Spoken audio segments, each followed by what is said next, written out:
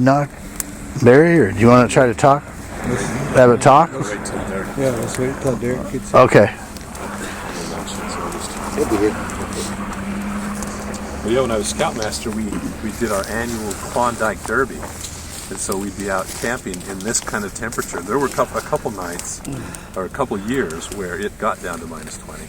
Oh, man. And, you know, we slept in snow caves, and one year there was this beautiful drift off this little ridge.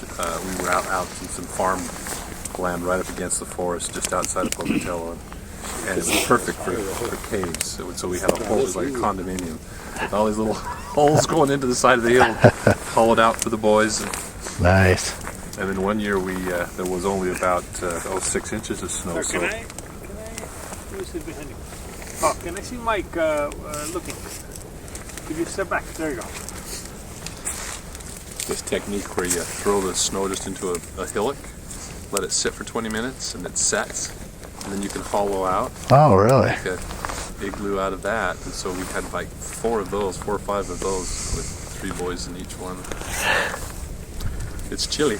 But yeah. You get inside there, you light a candle or light a lantern, and you can warm it up to just about sub-freezing. Wow. And then you can, you can strip down and put your dry clothes on and climb into your sleeping bag, and it's quite toasty. Yeah. Although it seems to get colder every year I do it. You know? Yeah. I was gonna say it. Yeah. That's pretty cold. That's right. I slept in a slough at 17 degrees one night, and I thought that was plenty cold to stay in my tent. I don't know how cold that something was, boy. Well, it wasn't anywhere near what it is tonight, I can tell you that. I took the advantage. It was colder than hell. I woke up that morning and said, all these guys are probably dead. I said, it's so cold. Yeah, you guys bailed on me. I was the only one out there in my tent. Sleeping in a tent was really... These guys bailed on me. I started out of it and it ran. Remember? Yeah, that was crazy. I had nowhere to sleep. I slept in like the van, you know, when they go, the benches. Yeah. Them vans. Big van. It was cold in there, man. Yeah. This guy came in, took my other covers, and I said, oh, hey, get up now. I said, you guys wake up. It's colder than still. Freezing out here, man. I'm hungry, too. I got up in the morning and looked out, and you guys are in the vans. I'm like, I'm the only one out here. And you're saying, oh, there's a... Had those whoops outside my tent. Oh, man. I better feed the fire here.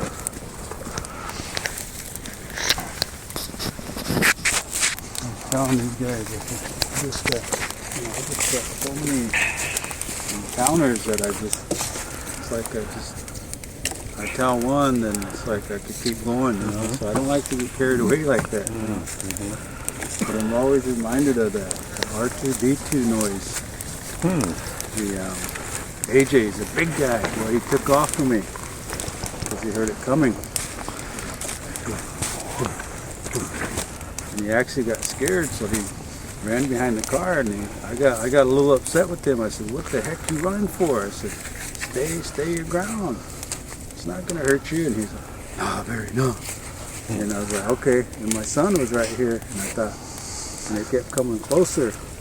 Then I thought I call Odie's the one right here. And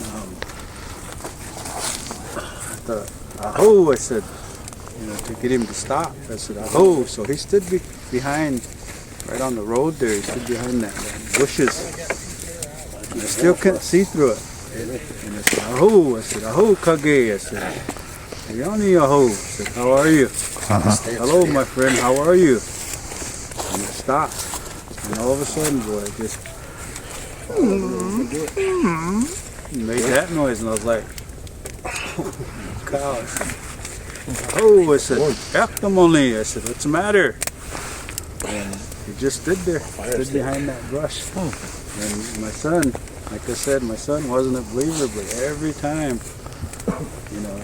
or every time we went out, some kind of activity just kept becoming a believer. "Dad, what the heck was that, man?" I said, "I told you, son." I'm gonna say it was a Bigfoot or a spirit. I don't know, son. I said, "Damn." So I got plenty of stories you know. I've never came here without something happening. Yeah. I've never been, just come up here and been disappointed. Every time I've driven 2 hours to get here, there's been some activity noteworthy.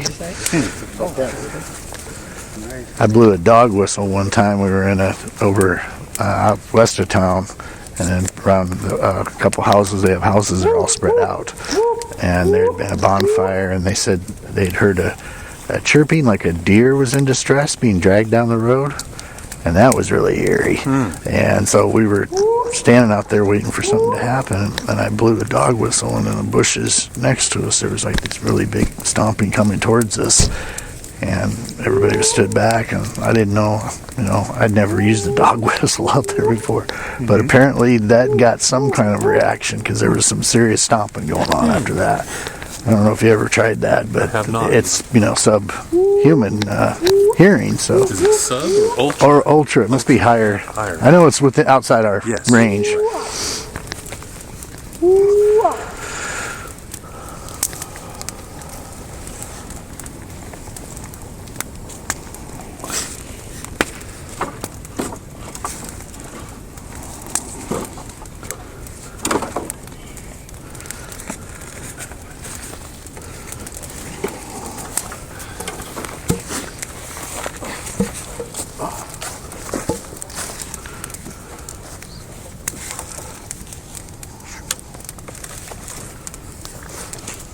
Can you put one more in?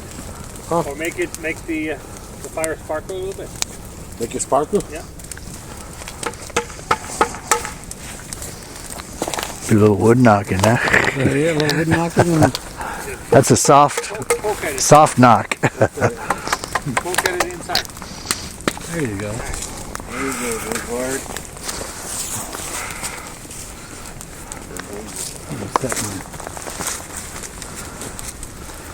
Good fire, tell you that. That's on fire. Mouth hit. Fire like that, you can't freeze, huh? No way.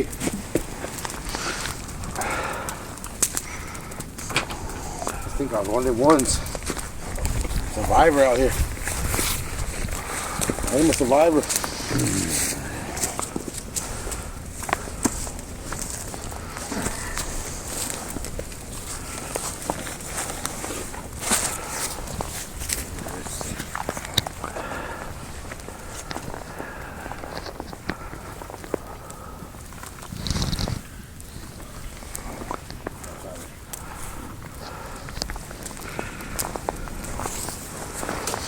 That's too much to last. I need one more for the sun. I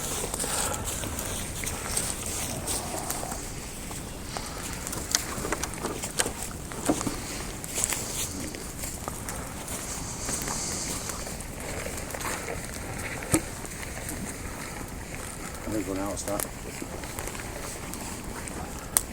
Should do fire like that, see? And then come back. I have all four sides.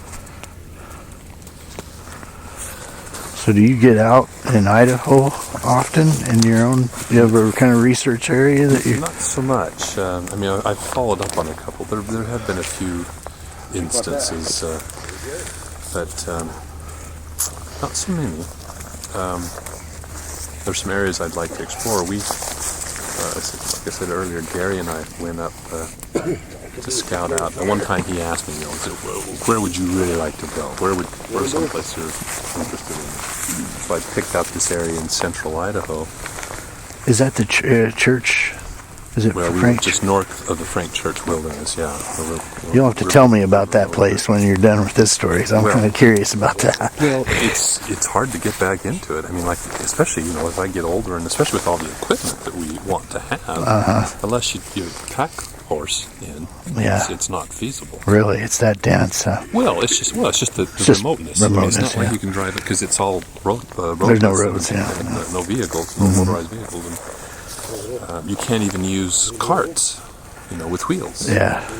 Wow. Those aren't allowed on the trails.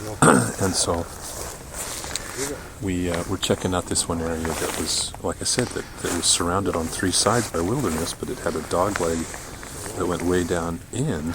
of national forest, so you could drive in, and there were campsites there and campsites at the trailheads. But the fires, I mean, like I said, that year was one of the worst fire years Idaho had ever experienced. And there's so much, it'd be interesting to see an aerial or a satellite image of Idaho now with, contrasting tones of the burned over areas, because I'm sure it was significant. Yeah. Parts of Idaho have been burned. There were so many fires. I mean, at the lodge, they had a map of the region, and there were just, each little flame represented a named fire that was being tracked. Wow. And there were, like I said, between 30 and 50 fires. Jeez. Just in the immediate vicinity around us. And some days the haze, the smoke was so thick in the air. Yeah. It was, my wife, who has asthma, would have died. I mean, she... Yeah, brutal. Well, we had the first expedition I went on was in 2011 in Nebraska. It was at Pine Ridge National Forest, which is out west. And it's a lot like the Black Hills of South Dakota, but they don't have the camping or all the amenities that the Black Hills has. But it's like literally like a sister to the Black Hills. It's Pine Ridge National Forest, Nebraska National Forest. So you have essentially that same sort of terrain there. Well, we went and did our expedition. We had a lot of activity and stuff. I thought, here, I'm into this now. I'm going to get to come back. I have a place to research. And, fire struck there that next year, and it burned the whole area. And we haven't been back there since. So I'm thinking now it's be a good time to get back there. But, yeah, just totally ruined I thought that's where I'm going to go research this and get this. But that fire has a way of changing. But then it all grows back, and the ecosystem brings in the game and the wildlife. And the way Yellowstone has bounced back from the fires, just 15 years ago, is just amazing. You go up there now, and the new growth of the forest, and lots of small trees, very dense stands of trees, but it bounces back if nature finds a way. Yeah, we have elk and bighorn sheep in that part of. Yep.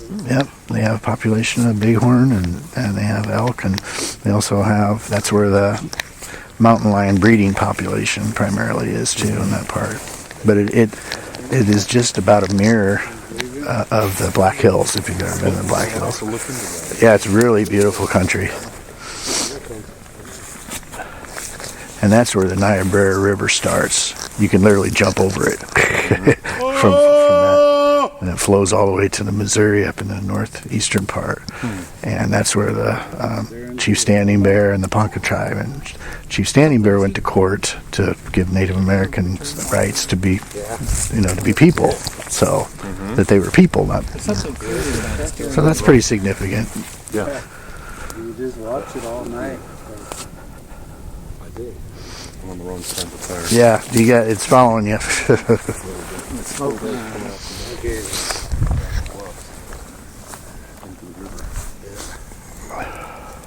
why it's over here getting cozy. Got off a lot of heat and stuff.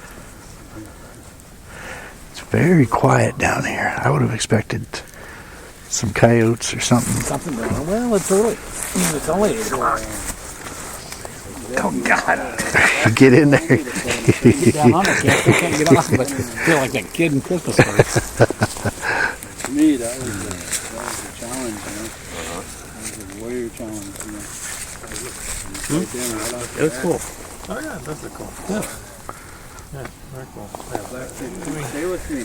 Mine is like see the fire and the faces, and that's it, yeah. Boom! I hit the fire in my face. it looks nice when Yeah. like this. But I jumped up. I wasn't obviously very happy. Yeah. So I gave him some choice words. I didn't realize at the time Rick Squatching was in there when they had their program still.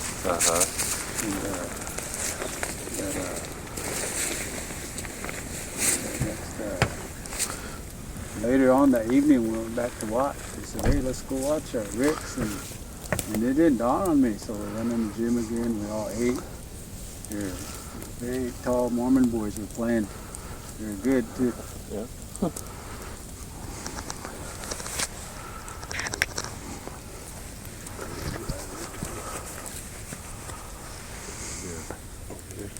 Back at me. Kind of a whoop.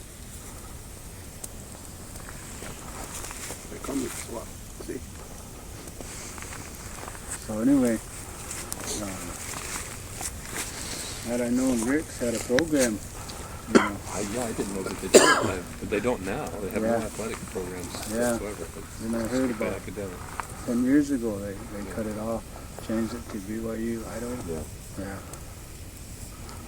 And I told the coach, I went and introduced myself, and I thought, I had no idea there was a, JUCO program. I said, I'd have been out here in a heartbeat, you know. Yeah.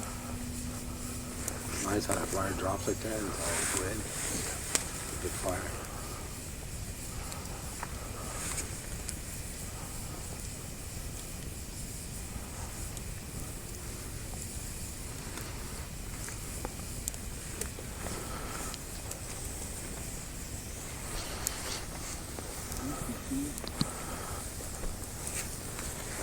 Here it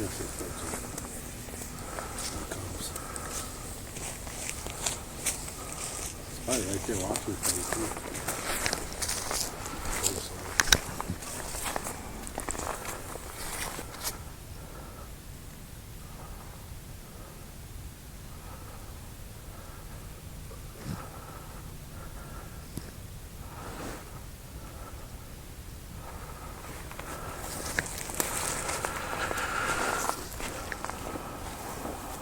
It looks like there's a little bit of light flash over here to the left. If you look down, straight down, kind of on the ground, probably about 40 yards into the timber.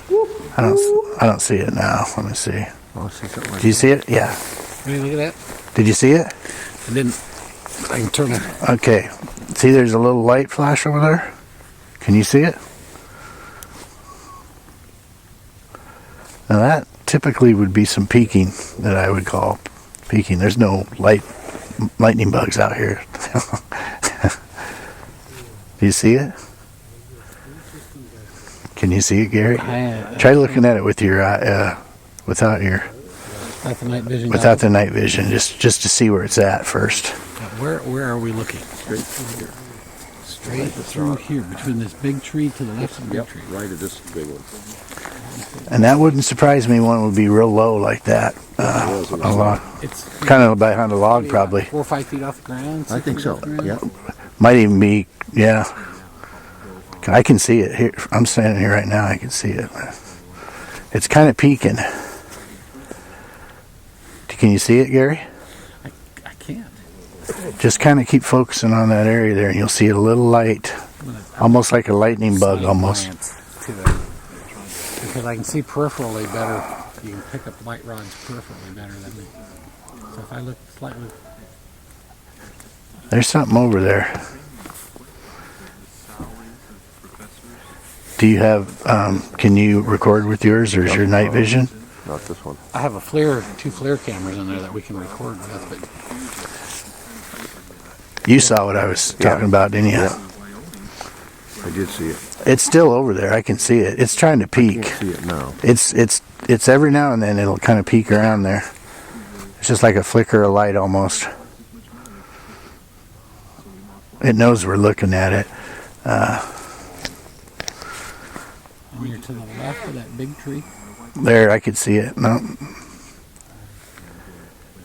I'm just so used to looking for it anymore. When I see any little light source like that, I just immediately, it's like a little LED light almost. You know what I'm saying? And I see it. Do you see it?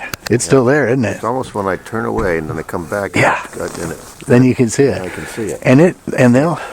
Can't see it now. That light's on. Yeah.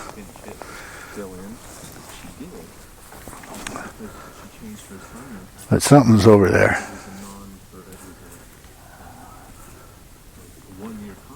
I don't know if we're getting a reflection off of this. I was going to say the light from the fire is lighting up that area pretty well with these night vision goggles. Well, he just turned this light on too, though. Okay, now I just saw a flicker of it.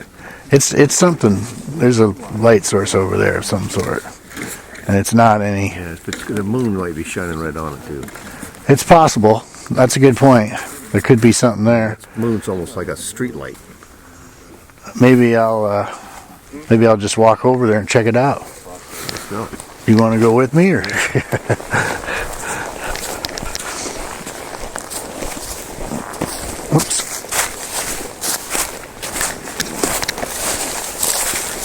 how much we'll be able to get back in here, but you know, I think you're right. I think it was moonlight on this. See that stick right there? Yeah. It's flickering. It was coming off of that. Yep, you're right. It's a good point. It's weird how clear that is. It's almost like it's a shiny object, but it's the end of a log. See it? Yeah. Yeah. Yep, that moonlight must have been hitting that.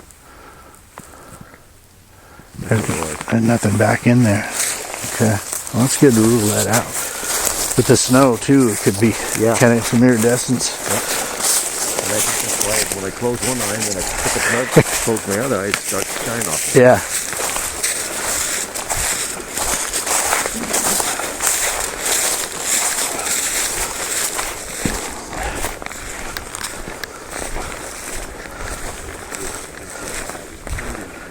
We think it was moonlight on a moonlight reflecting off some snow on the end of a Is that branch. right? I think that's what it was. Well, I watched you guys through the night vision goggles as you walked up there. I was looking for any movement, Nothing. and I saw nothing. So Yeah, I think we can rule that. It was moonlight shine or moon reflection on some snow. When I look peripherally, I can see what you're saying. I'm looking up at the trees, but my peripheral vision will pick that up. Can you see a little bit? Yeah. from the peripheral vision. Yep. But I was looking right at that with the night vision goggles and seeing Nothing. Yeah. Got nothing. Oh, he loved playing with fire. That's why if I see it, let's just walk over and take a look.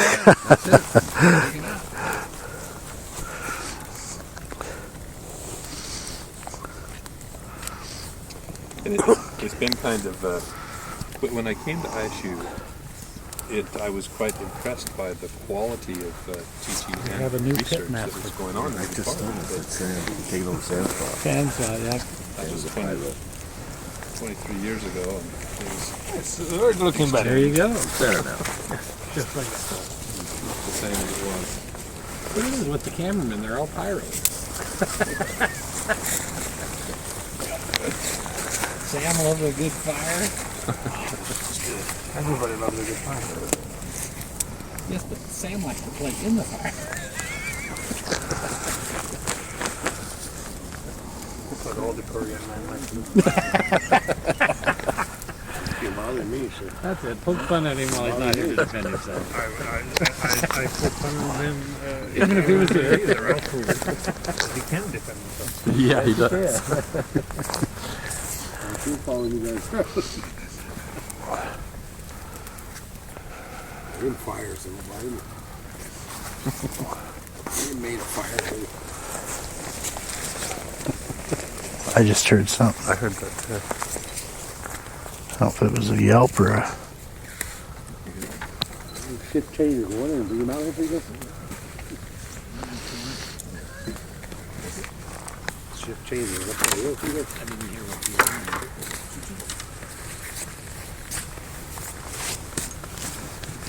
You see someone change before?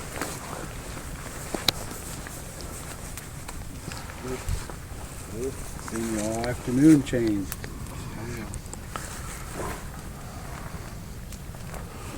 To a wolf and run up that hill, and that's a Bigfoot making chase me out here.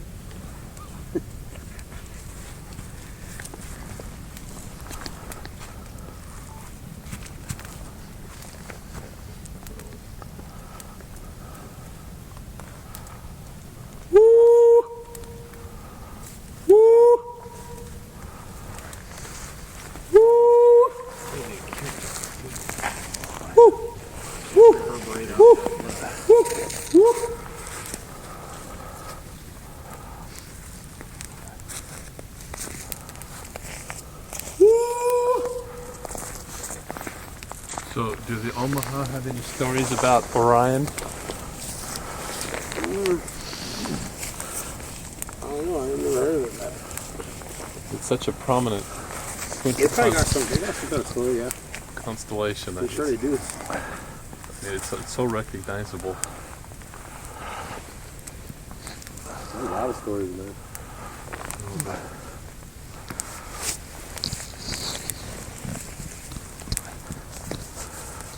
Anything is possible, I say.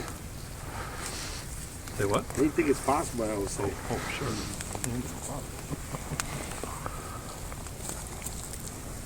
Where Rich you go? Rich. That's you? Oh. But you're gone. I'm here. So, You hear?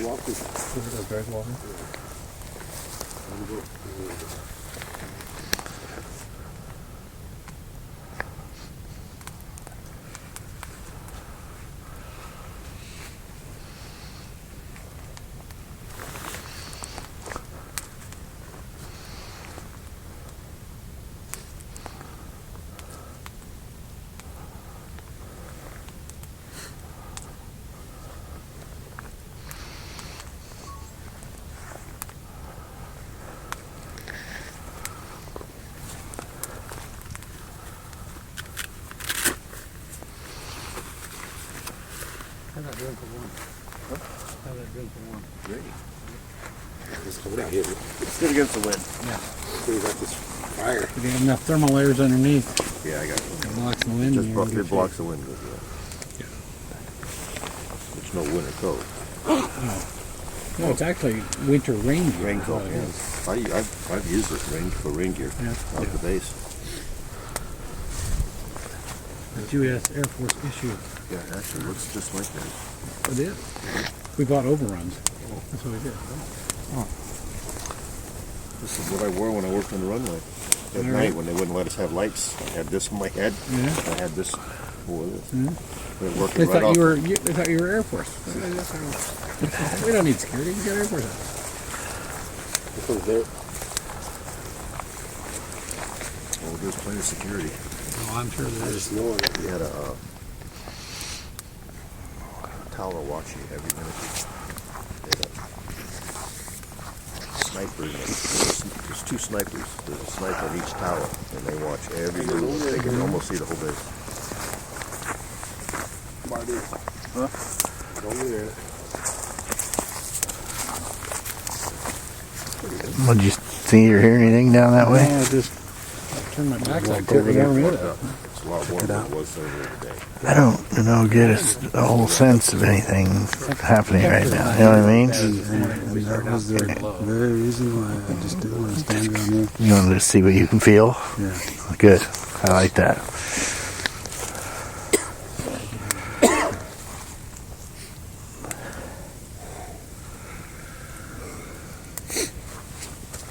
So, Peter, what's your next assignment?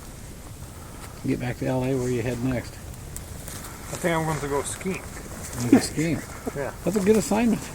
I'm going to go skiing. You take your GoPro and mount it on your helmet. And No, not really. No, and then I might do some filming in Europe, yeah. in Liverpool, in Budapest, and in Holland. And then I think I'm doing some short shoot in Tennessee. Chattanooga, that's Tennessee, right? Yeah. Yep. Mm-hmm. Yep. So at the end of the month. And then I'm supposedly doing a movie in China. Oh, really? Starting February 12th. So probably go like February 2nd, something like that. And how long will you be there? For probably a month, maybe a little more. In southern China, in an island of Shenzhen. Oh. It's all very loose at the moment as far as confirmation, but it's been something that's been sort of bouncing around for a few months now. So we'll see. It's not that man-made island that the military. No. I don't think they'd want you there. No, that's unlikely they want to. Yeah. It's, I don't know the name of it actually, but I think it's this thing called the Chinese Hawaii. Really? If I'm not mistaken. Yeah, it's like a pretty tropical. I think it's called Chaiku or something like Okay. that. We'll see. That's where the story is. Brian, did you ever get your pilot written? Yes. And I've actually just finished the sort of what's the final draft for delivery. Okay. So I'll probably Just as far as deliver the next town, week, Really? which is great. So that's all done. But now the pitching begins, which is the real. Yeah, that's the task. That's the task. A couple of new businesses that have come. They built a really nice, what they call a wellness center. It's an outdoor amphitheater, performance amphitheater with Was Joe hiking looking at another trails movie? and biking trails. And You know, he and I have been discussing a couple really different nice outdoor projects. landscape. They've got, He they're mentioned building a something, and I don't new remember what it event was he was center. talking about. Was it the One of the Coulter's charter Run schools, project? based About John blueprint Coulter, is the built fur right traveler? on a big high Yes, that's school. exactly what it was. Yeah. And a big It's a cool- it's a really cool auditorium project. adjacent to it, so it's I would just a love really to nice write it addition. for him, and you know, we've been back and forth. He's just been, as you know, so busy Upscale, Yeah. not that upscale, but it's hard for him to positive. focus on it. But things you know, in the probably in the new community. year, I'll sort of hit him up again and see if he's getting interested again, because it's It'd be a great movie. great story. Yeah, it is a great And you could story. make it for not that much money, and frankly, you could shoot half of it on his ranch in Wyoming. Yeah, you probably could. You really could. Yeah, literally. So, yeah, that would be really fun to do. Hey, I'll have wood knot, man. Did you guys hear that shit? Right here behind me. It was loud. Just now? Yeah, like maybe 10 seconds ago. It sounds sick.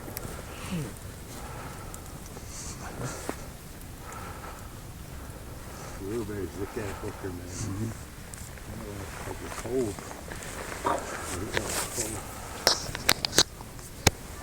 Clear too, man. It's clear.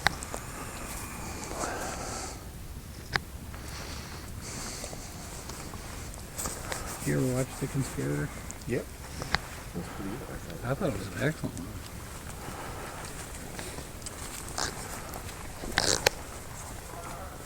Some geese. You got geese flying.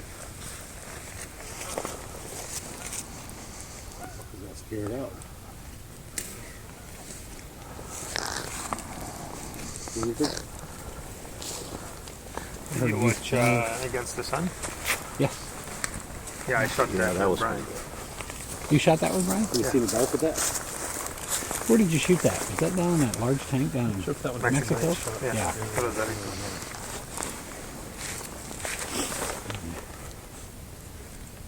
Yeah, when you stop and think about the real story of that. Good Lord. It's pretty amazing. It is amazing.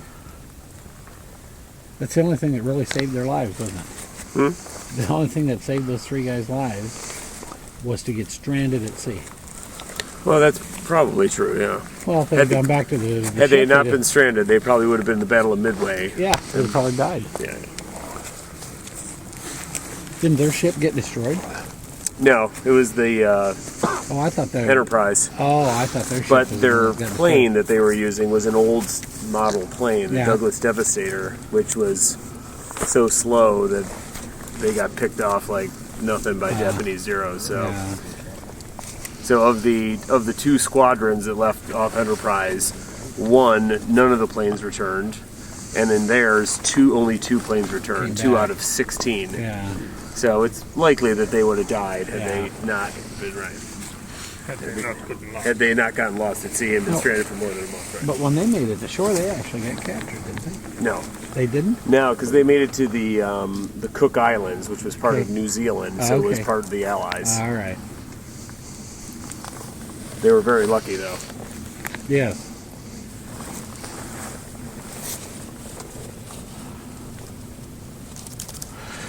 Yeah, they landed on Puka Puka. I still need to go there. Puka Puka, yeah. Still need to It's the greatest island name ever. see what it's all about. Those stars are incredible tonight. Yes, they are. Gary, are you familiar with the Nebraska Los Man that was found in the Los Hills in the late 1800s, early 1900s? There was a skeleton found in mounds, several skeletons that had robust Neanderthal Really? type bones, and the jaw bones were twice the size of human bones, and it had robust thigh bones. Really? And I think it could be in the basement of the University of Nebraska, but I have nobody that. Nope. Where was this discovered? This was. I can send you a link to it. It was discovered in the late 1800s, early 1900s. 10 miles north of Omaha at that 10 time miles period. north of Omaha. And because those are Los Hills, it was called the Nebraska Los Man.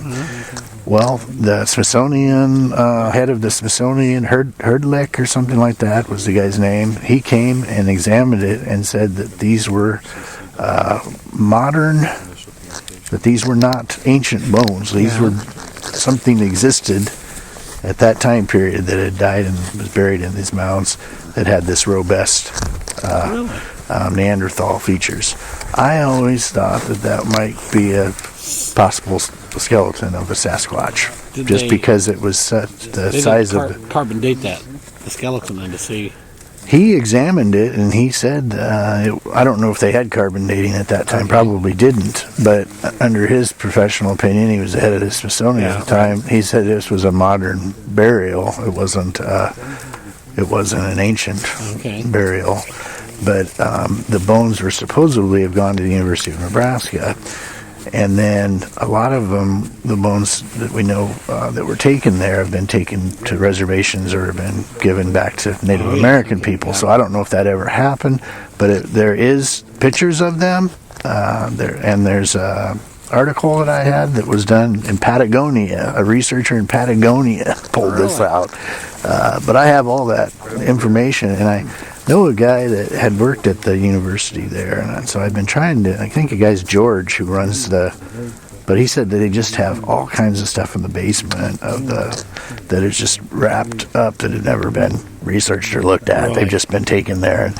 So I don't know if you'd ever find it or not, but it would be interesting to see that, because according to, if you read this article, this Herdlick or something like that was the name from the Smithsonian, said that these bones were robust and that the skeletons of the bones of the jaw bones were twice the size of human, which is very strange. I had a guy said, well, it could have been an Aboriginal slave. I was like, I don't know about that. That's pretty far-fetched, but it would be interesting to see if that could be found.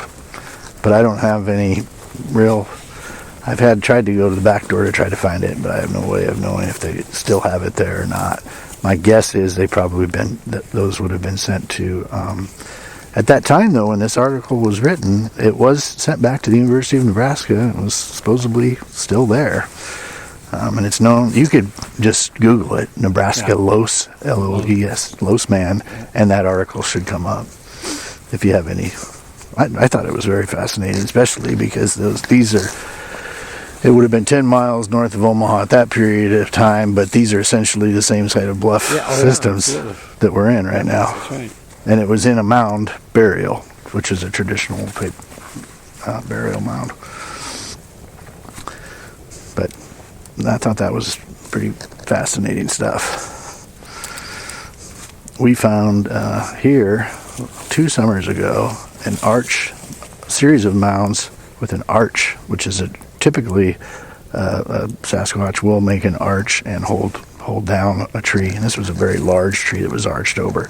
It did not appear to be weather related, but they were pointed to mounds, and that's off of Derek's land up on a hill. We could have went over there. That could have been another spot we could go to, but in the future, when you guys come, Barry or I can take you over there and you can look at this. I tried. I think it was about $1,400. They wanted to do one of those LIDAR or whatever that's called. Oh yes, yeah. I called the guy, and he does it primarily for cemeteries, but he said he was coming through this way from Sioux City, and he would give me like $700 or something like that.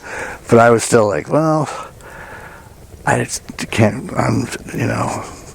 I think we would need to have permission in case it is an Indian burial. Right. And then I don't know how I think because it is here on the res, though, they would have the rights to it and it wouldn't be taken by somebody else. Yeah, but right. it's something for you guys to check out, definitely. I was kind of stunned because that arch pointing to it was very telltale of the Sasquatch that I've seen. Those arches really was telling to have it pointed, and there was, 3 or 4 good-sized mounds, and then there was, in between it was almost a big dug a burrow almost in between them, and there was trees pulled up over top of it. Very strange.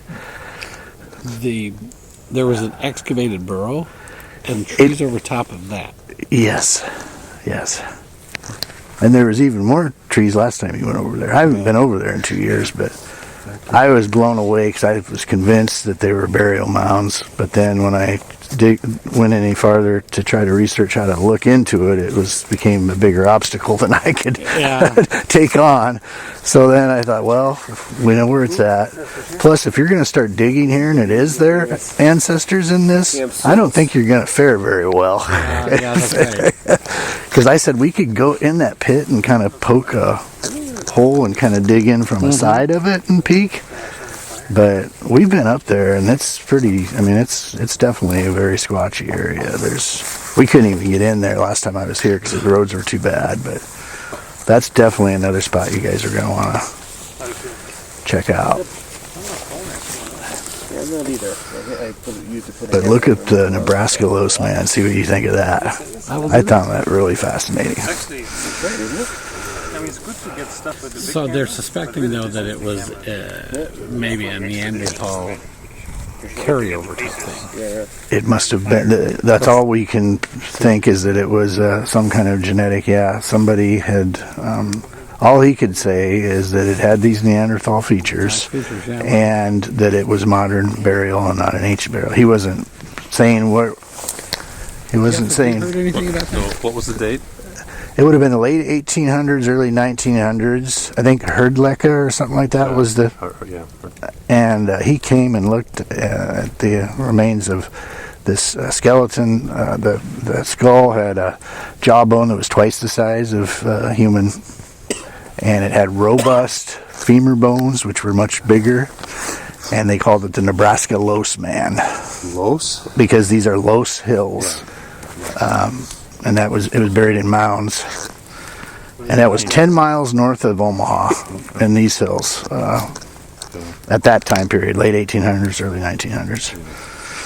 Well, even the concept of Neanderthal was in such an infant state at that time period that could have been misinterpreted. Well, yeah, I mean, it could have been a pathology, it could have been a case of acromegalia, it could have been, who knows what. It would be interesting to see the original. It's kind They of have pictures. They have pictures. If you look up Nebraska Loess Man, Google it, you'll probably get some of these pictures and stuff from that article. Are they photos, or are they? Yeah, they're actual photos of them. Yeah, I'll have to look that up. And it was this Herdlecka or whatever. I think he was. He was the founder of the American Association of Physical Anthropologists. So he examined these, and he was convinced it was a modern burial of with these Neanderthal features. Well, if it was dug up here, it would have to be modern. It couldn't have been of Neanderthal Yeah. 60,000 years ago. Yeah. Any years that we know of, anyway. Yep. I was like poking the fire. And But it's worth a read. It would have been 10 miles north of Omaha, so it would have been farther down the road from here. But essentially, these are the Loess Hills. Especially if there are photos to corroborate the find. I've looked into a number of the claims of giant skeletons, and invariably they're Not there. There's nothing to them, and in some cases they are blatant Fakes. phonies, fakes. Yeah.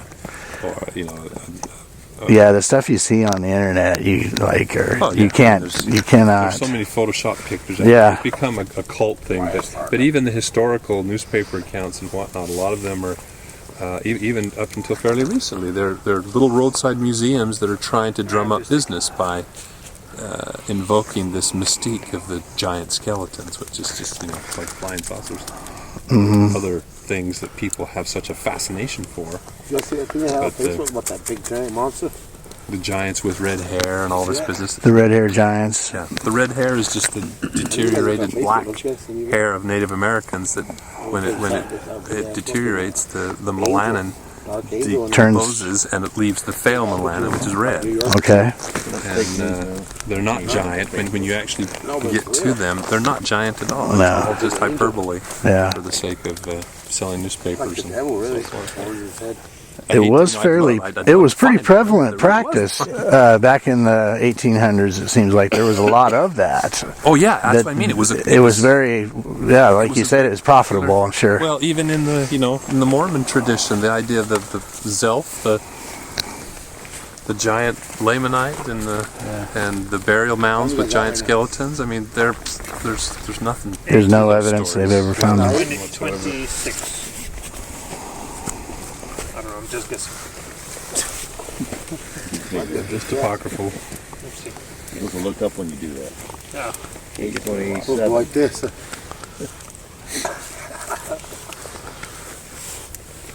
I sometimes think Joseph Smith had a real sense of humor, and he got tired of so many questions that sometimes he just made up some stories to satisfy them and send them on their way. So when Zion's camp was coming across and someone pulled that leg bone out, Zelf, the story of Zelf came. I don't think there was any vision involved or any inspiration. I think it was just a fun story that someone wrote in their journal, if he even told the story. Someone could have just written it in their journal and then, or in the letter home, and the story just takes on a life of its own. So are you in the camp of we have to have a physical body here for the definitive proof? I mean, I acknowledge that it's going to take that. Mm-hmm. I don't advocate that amateur investigators take it upon themselves to go out and collect that. Yeah. But I'm hoping that a corpse might be found, or see, all of our efforts in the field had been to get DNA. Yeah. And so you get the Sam Shin Award. we were using hair snags and methods like that to try to get some hair or skin tissue or blood tissue. I quit when I was 12. In the least intrusive fashion possible, but I did. Is it true that they don't have medulla or hair that you've seen? that's Is that the sort of gold standard of what we think is Sasquatch hair? That's a fairly uniform characteristic. Is they lack that cellular medulla, which is what makes it so difficult to get DNA from isolated hair strands that don't have an actively On my dividing 13th follicle. birthday, I was very drunk. So the hair you just pick up off the ground is not going to, it is almost certainly not going to yield and I could DNA. not even smell okay? Oh boy. for like It's 2 just too years. difficult. That was why I was hopeful that Literally had a reaction. that But Brian back home, Sykes' I techniques where he actually would to a clean, pub with very my dad clean when I and was remove any contaminants from the Have my surface and friends then there. digest He would sit down for a the beer. keratin order me a shaft beer. and find some cellular fragments. What you doing here? What's your opinion of the research that Melba Ketchum did with her findings? Fraudulent. Is it? I'm quite convinced it is. I mean, just her behavior, if nothing else, the way in which she's handled the whole thing, and the scenario about the journal and her self-publishing and her conclusions Without peer overview. her theory of hybridization, which she held as a personal belief Before she had the she evidence. even undertook the project. And The thing that concerned me about it is that she did do the whole equine of a horse. It seemed like her lab was legitimate. well, she doesn't have a lab. Oh, All she the work doesn't. on her project was farmed out to other labs. Oh. That did it under contract. Did her horse research then, that equine? I honestly don't know. Okay. I don't know. I haven't looked into that. Because I was giving her credit for that if she'd actually done Well, that she has for some- this other. She has some bona fide credentials and several businesses. I mean, that was what her one business was, I guess, was establishing pedigrees for show dogs and show horses. Mm-hmm. But her, she has also a very checkered business reputation, and several defunct businesses and several aliases, apparently. Oh, really? Okay. Well, that's unfortunate. Yeah. Where's it coming? No, it's just, the backstory, the stories I could tell you behind the scenes about her and her involvement with Justin Schmea, who was a total con artist. Yeah, as that well. guy was clearly. So If I could see that. You hold that opinion. Well, his sample was one of the the samples. centerpiece of her study. It was one of the 3 genomic sequences. Okay. Yeah. And it was bear. Yeah. And yet she said it was Sasquatch. Yeah. But it was absolutely confirmed bear. And subsequently, a third time, confirmed by Brian Sykes. Yes, I know the Sykes study, and which also irritated me to no end because I went through that whole story of Melba and Brian and Justin with Sykes before the documentary was done, and with the producers, and still they spent 75% of their segment on Sasquatch testing Justin Schmea's stuff because they knew it was going to be bear, and that was the story the producers wanted That's to tell. what they were wanting to was push, that everything could be debunked as simply bear misidentification. Yeah. The Yeti and the Sasquatch, and the Yeti was a polar bear. Yeah, an ancient polar bear. Yeah. Which was total bunkum. Yeah, I didn't. But I was. Hokum, whatever. And it's so I know Sykes is like world renowned. Yep. Credible. Yep. Is he the go-to person then to get? So who do you? Right now there isn't. There is not one. There okay. isn't. The one person I've been working with was Todd Dissatel. Dissatel, New York. Yeah. But I'm trying to branch out, but I don't have any samples that have motivated me to branch out and identify some other sources. No samples and no funds. Yeah. And it's going to take retaining a researcher who's willing to devote a certain significant portion of his or her career to getting to the bottom of this one question. I mean, now they can do things more cheaply and speed up, and won't be such a sacrifice on their part. But my concern about Sykes is there were instance after instance where samples were submitted and then never accounted for. And see, I offered to Brian, after a long lunch meeting with him that lasted half a day, he and his wife, to screen samples, for the very reason I guess you weren't there when I was talking to the high school kids. People pick up hair, even if they think it's associated with the Sasquatch encounter. Hair persists in the environment for a long time. Yes. Yeah. And there's hair all over the place. And so my experience has been the majority of samples that are picked up by people, you can slap it under a microscope and immediately identify it as a common form of wildlife or human. Yeah. And so let's not waste our time, And he sends out he goes, we don't want to predispose or prejudice our ideas by accepting some predisposition about what Sasquatch hair should look like. And I go, it's a primate, Let's accept that it's at least accept that it's a primate. Yeah. And so it doesn't make any sense to do DNA testing on something that's obviously an ungulate. And so anyway, no surprise then that every sample that he reported a result on was some other animal. Yeah. And he could have thrown out stuff that might have been. He didn't really directly address the fact that up till now we've never gotten DNA from a putative Sasquatch hair. Yeah. Well, he didn't report any samples that he didn't get DNA from in the paper.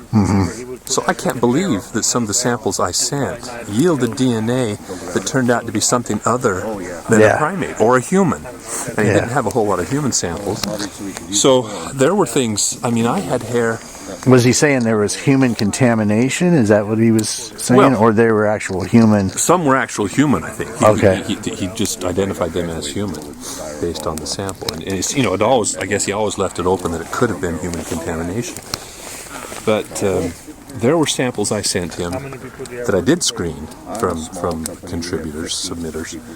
That I had stuff from Texas, from Washington, from British Columbia that were absolutely identical to one another in morphology. Same diameter, same cuticle structure, same without lack being of a medulla. Parallel-sided, non-tapering, never been cut. And the very, the same kind of large lozenges of pheomelanin pigments and so forth that seem to characterize.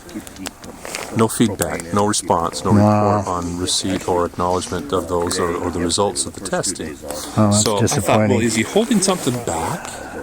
Because he wants, he's got to go along with the producers to tell this story about the bear. Or that he's going to then reveal something else later, or so I don't know.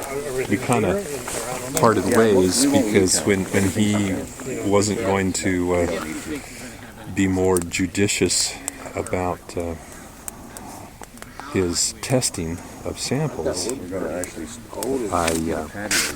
can't just keep giving him samples. It's a waste of time. Yeah. What's your thoughts on the? Have you read the Townsend biotympanic? Is it crap too? Yeah, absolutely. As far as I can tell, I mean, he hasn't made a case. If there is a remote chance that some of those bite marks are legitimate, he has not made a case. You know, I reviewed the paper for him. It's bone peeling, I think, is what he was calling it. Yeah, which is really it's crazy. I mean, it's not crazy, but it just doesn't make. And he kept citing all this data and all these papers that don't. I waded through and read most of that, but I don't know how you get from the bite marks. You get an 8 inch. Well, because what they did, he with this very ambiguous, very squishy method of trying to determine the arc of curvature of the bites, and then from that extrapolating the sides of the teeth, and then from that coming up with some notion. I mean, and they weren't piles of bones; they were scattered bones down a hillside. All right, because he made it seem like they were piles, bone piles, eating ribs and little stack of bones. You know, there. I have found a possum pile that it looked like you'd eat like fried chicken and pile it up, and it was nasty. Yeah. And it was under a leaf. It was covered with leaves. And it was a pile, and it had a possum hair on top of it. Oh. And this was in an area in Iowa that was definitely, and I showed it to the research. I took pictures of it. It was gross looking, but that's why I kind of bought into what he was saying, because I could see how something ate that and spit these bones out and had it in this pile. And it was a possum, and it was just like, I've never seen a pile just like that before, just like kind of. But that might have been a Bigfoot ate that, actually, because it put leaves in over top of it, and then there was a tuft of hair on top of that. I took pictures of it. I can send it to you. It's interesting stuff.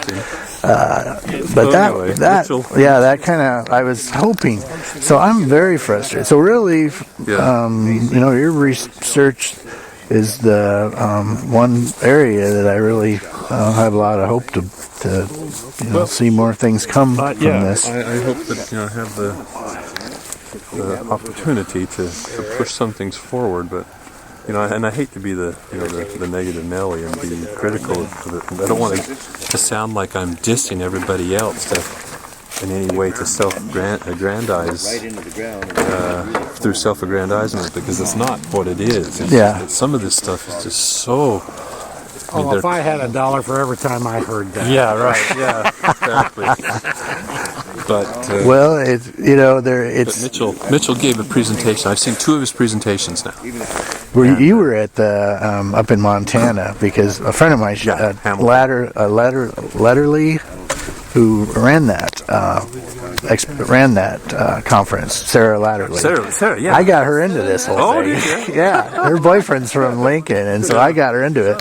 She wanted me to come because I went to the first year that she did it, but I couldn't make it out there. But I did want to come. Yeah, good. She's a real good lady. Yeah. Good people there. She did organize a good conference. It didn't quite have with Bob Gimlin, and you were there. Yeah, it didn't quite have the turnout that she was hoping, but he was, and so you saw Mitchell. He didn't speak there though. He spoke somewhere else. He spoke at Kennewick first. Okay, yeah. There was another. At the summit, the Quinault. The Sasquatch Summit. Summit. Those 2 places. Okay. He's an interesting guy. He's not an academic. He wants to be an academic. He wants to portray himself as an academic. All right. He teaches as an instructor at a community college. Okay. And he keeps claiming he had the first and only course on Bigfoot, and he used my book as the text. Well, okay, thank you. That's nice of him. But it wasn't the first course. I taught courses, and so on. And, but he gets up there, and you would think you were at a Southern Bible Belt tent revival. Really? He gets up there and he's literally pounding the pulpit. He's talking, he's marching back and forth across the stage. He brings up stacks of notebooks with his various manuscripts, none of which, it hasn't been published. He keeps saying it's in review, in a major journal, but it hasn't been reviewed. Yeah. It hasn't been accepted, and it hasn't been published. And then he introduces Kennewick this new angle where they found this outcropping of the river cobbles, basically, of varying sizes that have a kind of a dark patina that has been water worn and through to reveal the gray sort of mudstone beneath, and so you end up with this little remnant of the black that makes a little pattern. Kind of and he says that it's actually paint, that Native Americans have painted these. And there's hundreds of these eroding out of this deposit, where he goes, sorts through them until he sees some image. Yeah, some pareidolia or whatever. Yeah. And he's looking for Pleistocene megafauna. Oh my goodness. So he's got mammoths and, of course, Sasquatch in the patty pose. And they're nothing. They're absolutely nothing. Wow. But he's convinced that this is the big breakthrough, that this is artifactual materials of Native American origins depicting these creatures that have been here since time immemorial. It's just, he won't take criticism very well, and he gets very defensive, and that's unfortunate. Yeah. It's too personal. Becomes too personal. Barry, do you want to try to call him out? Yeah, give me about. Yeah, call him out. On your time, It's got to warm up. Are you pretty cold yet? Get up by the fire over here. Yeah, you got to get up to the fire. Are you sure you want to leave?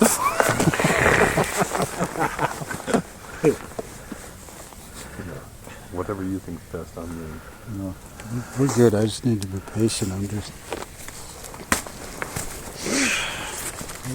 What was that? That was me tripping over this here. I can explain that. Do a wood knock too. Well, when he gets D down here, Wood knock first, bring him out. Then he could haul around. It'd be nice. Those you guys wood knockers. You got some? I broke my knocker.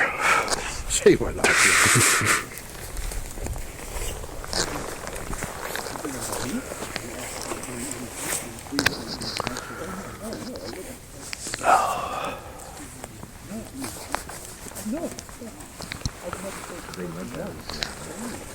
got new batteries.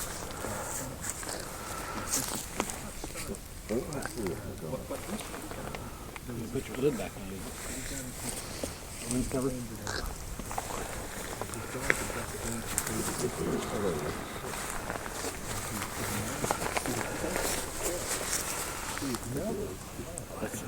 That happens every once in a while. My lens covered back on. Forget I did. Somebody's using shit on that.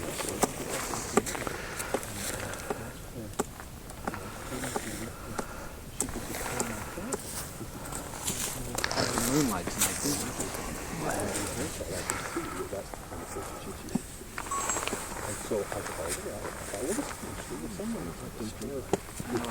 I can look very clearly at the top of that ridge. Just like 2 o'clock in the afternoon.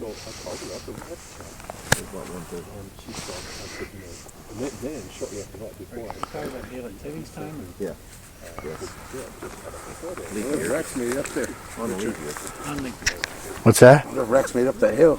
Well, that's what I was kind of worried about him trying that on his own. Because me and you really made it up there. Well, I didn't have it, and I only had it. His car is more. He got no 4. He doesn't have 4-wheel drive. What if he made it up that hill? Well, we'll know shortly. If he doesn't show up, we'll go after him. He's supposed to bring D back, so. That's kind of. If he didn't make it, he'd be still there, huh? Unless he jogged, huh? He'd get out and jog. He's the type that would get out and jog this way, huh?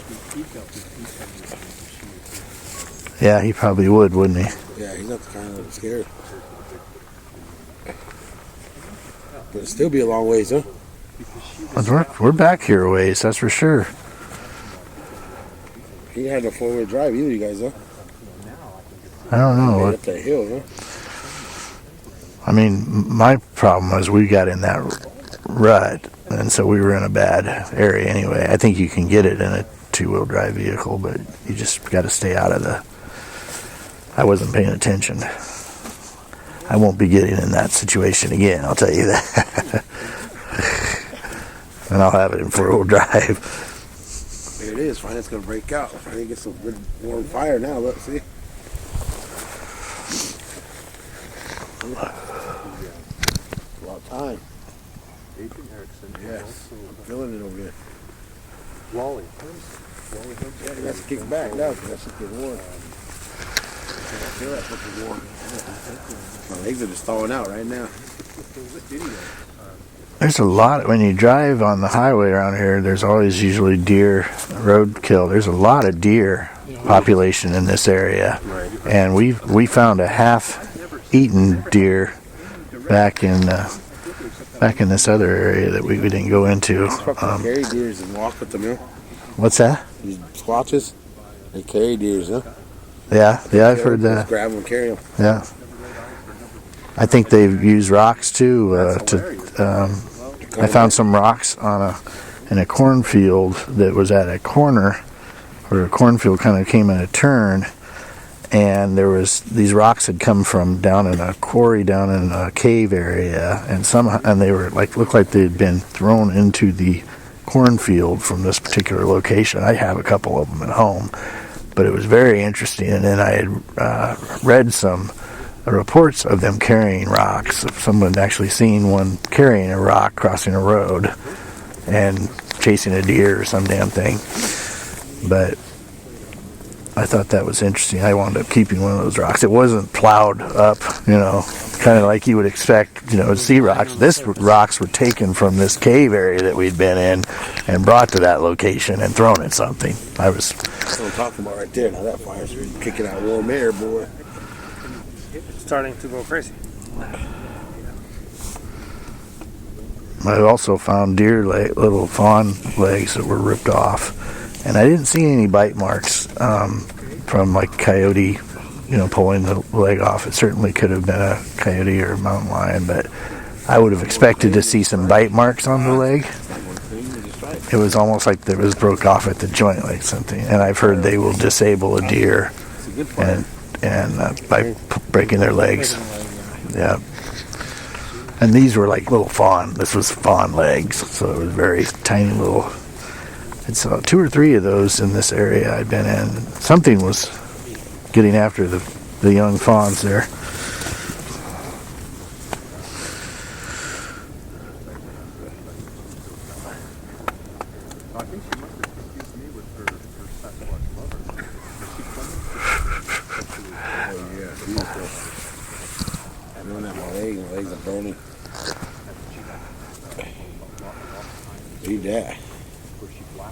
Burning my leg, I feel it.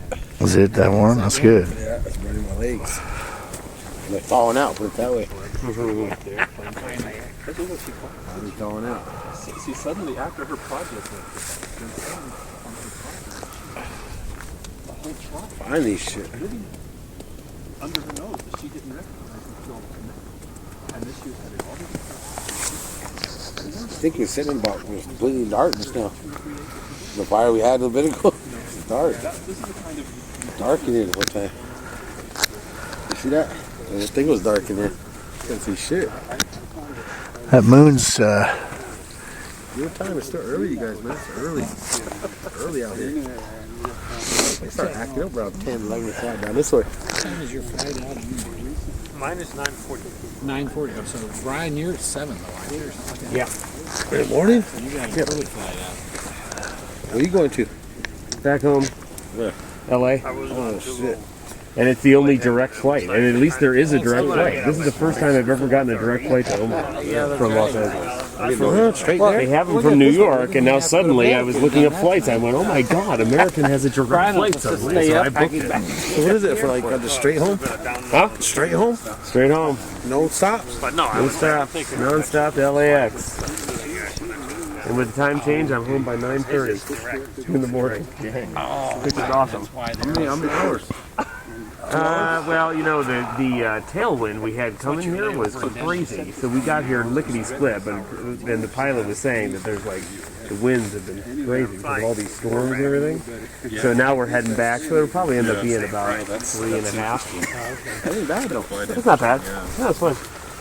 And it's a wide body on the way back. Well, I know there've been lots of claims around me 57 or by various How much is the flight? people, you know, about me demanding high fees for my services. Round trip, which is not bad. That whole thing with Rick Dyer and the corpse. His, I can't remember the name of the guy, his sidekick that began to kind of promote him, but he was putting out rumors that I was demanding go to LA, thousands and thousands, $10,000 to just show up, just for them to use my Quick, name. put on a and show thin up. sweatshirt. A stylish thin sweatshirt. It's okay. It's slimming. It's very slimming. How far is Stockton from where you live at? Pardon? How far is Stockton, Better get California lots of from where you calls. live at? How far is Stockton, California? I have no idea. I've heard of it. Where is that? In the Central Valley, maybe? Oh, Mitch. Yeah. Mitchtown? Yeah, it's probably about 3 Mitchell hours from us. One of my friends live over there. What's in Stockton? It's one of my buddies. Oh, yeah? What's Mitch's I've drawn a last name? blank, but that's not, that happens more and more. Mitch lately. Sick? Yeah, Mitch Sick. I actually live in Santa Monica. Yes, I think I do remember. That name sounds familiar. The city that's between the ocean and LA. Oh, yes. But I always say LA. Yes. No, that's right. I remember your reaction when that. Santa Monica Pier. The famous Santa Monica Pier. It's bad over that way, isn't it? Miles away. Yeah. Is it pretty bad over that way? I didn't ask him. Right. Like the crime rate? Crime in Santa Monica, not very high. No, pretty good over there. Things are pretty good in Santa Monica. It's a pretty wealthy community in a lot of places.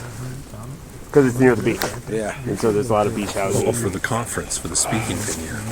Yeah. I didn't tell him. A lot of Teslas rolling around. That's the sign. That is it. Like every fourth car. Is that right? It's crazy. I said, well, you know what, I kept kidding him. Like walking through the Cubs parking lot. Oh, I bet. Yeah, right? Well, they can afford it. Tom, he rides the train to work. Yeah, I know, exactly. He rides the owl. And the players are driving in their Rolls Royces. Yeah. He takes the train. Tom takes the train. Well, one time I went to a Cubs game at City Field in New York. A great guy. You know, just That's Cubs. And Tom and I met up ahead of time, and we rode the 7 train. But he hasn't done anything. Lapel pin on. He runs the Nebraska BFRO, and he just hasn't done anything. And like, He had like the guest since he had the one expedition, and you would think, with as much as big as the state of Nebraska and all the things that he doesn't do any of the reports. You know, I think you even commented there was a report near Morse Bluff. They called you. Newspaper had called you and asked you about it off the Platte River, and you had mentioned something about it, but there hadn't been, they didn't contact the BFRO or anybody, and nobody was there to research it. Well, they contacted Mitch then and asked him, but he never followed up with anything, and it's just frustrating. I'm more active coming out and doing this stuff, but he's the Nebraska guy, but he just doesn't. He's in his IT business, and he's too busy with that, I think. But he doesn't want to give up his control over being the head of the whole deal, which is. It just occurred to me while you were talking, and that it was so much fun. What happened? Well, Jeff's my brother now, and I got to defend him now. The Cubs won, as you may have heard. But first of all, You do. That's right. Yeah, I got to get his back now. Hey, I got his back too. I'm right there with you. They clawed their way back to tie it up at 3 games apiece, and then Warm on that side? away. Right. Very nice over here. They in the early innings they score a bunch of runs and it looks like the Cubs are going to smoky run away for with sure. the game, and you're like, oh my God, the Cubs are going to do it. And then they start losing the lead. Oh, yeah. And it gets tied up. And you're like, oh my God, this is going to happen again. The Cubs are going to be denied again. But then they came back in the last innings and poured it on and won. It was pretty good. Hope he feels better. Yeah, clearly. Who also had What's not that? won the World Series. Brad's having a terrible migraine. Oh, are you? Head back. You having a bad headache? Yeah, I got a migraine going on. He's gonna drop me off. I'm gonna go get Rex and Derek. Yeah, find out. I'm kind of worried. I hope Rex isn't stuck. That's good. You guys check on head that. up to the top and see where they're at. Okay. All right, then I'll be back with them. All right. Browns. It's been about 104 years The since Browns the are the Browns. NFL team. They won one game all season. Are they terrible? Generally, winning one game all season is bad. Unless your That's not season- what you wanted to be. Unless your season is only 2 games and you won 1, and then you're. Are they as bad as the Jets? No, the Jets were much better than them because the Jets won 5 games. Oh, still terrible though. Oh, they were awful, yeah, but I mean, not as awful as the Browns. Rotisserie there. Good, holy fuck. But New England's still in it. What's going on with the World, not the World Series, Super Bowl? That's just by still on a hill. Playoffs are starting. They're starting just now. This weekend is the wild card. So the Jets are. No, they are not. They get big. What about the Giants? What about the Giants? The Giants are in it. They got into the wild card. All by yourself. Yeah, well, exactly. Yeah, that's a good moment. That's it. Gallup. What a year today. Crazy. That's Totally not expected. Right? That's the better. Seemed like they were going to have another. The less the better. Let him go. The less the better. Oh, here. Trust me. The less people are better. You know that, Richard.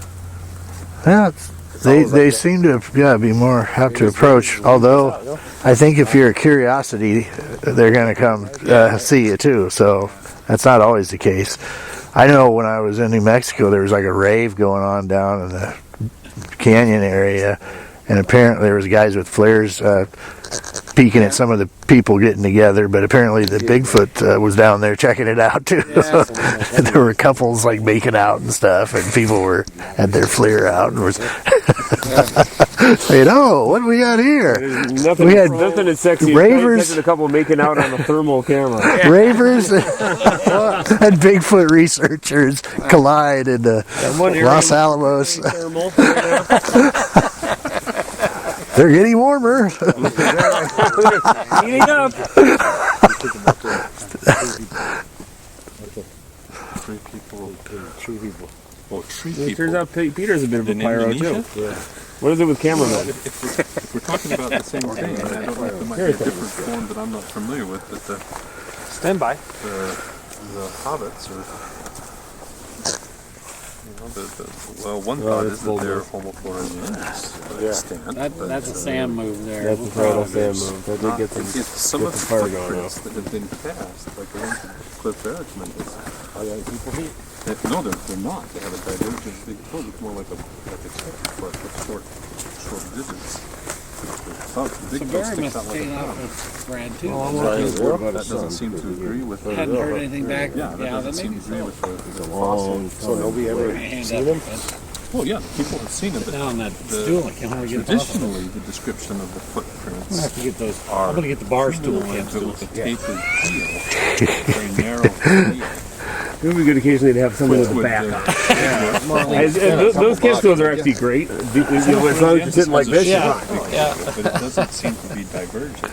You can't get the camp stool with you pull the lever and the footrest comes out. I think I saw one of those at Cabela's. The inflatable Barca lounger with a heated seat. Smaller body size. Heated seats. Well, it's funny because this car has heated seats, which is nice now. And I was talking to my family the other day, and I said, it's funny because we've been using the heated seats, and my car at home also has heated seats. I've never even pushed the button. We turned into... Well, no need I to. assume it works. Steering wheel too? Oh, I don't think it has Bet you heated do. steering. If it has seats, you got. Oh, really? It's usually right on the column, on the left-hand side. Oh, towards the God, I dash. didn't even think about it. Look at the heated steering. My pickup truck, I love that. Oh, that's Heated seats in the great. back and the front. Well, Steering my wheel. car I mean, at it's all- home, it's so my hot, car at yeah. home has the defrosting rear view mirrors. Yeah. I've seen these. Sometimes I use it. It's a little dewy in the morning. been knocked out, and they look like Arnold Schwarzenegger. But you know, when I first moved to LA, it was the first year of the drought.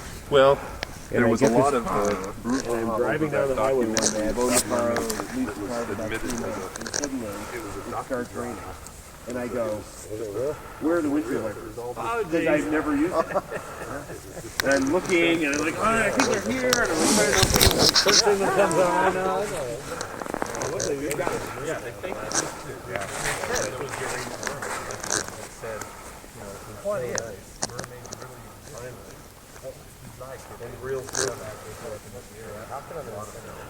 Well, I know people. I know what they did. They did once they got into it. They treated it like it was a real event, a real discovery. They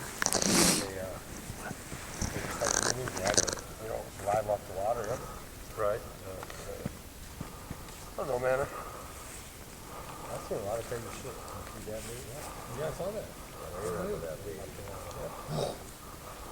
Right as the fire up in the head. I did too.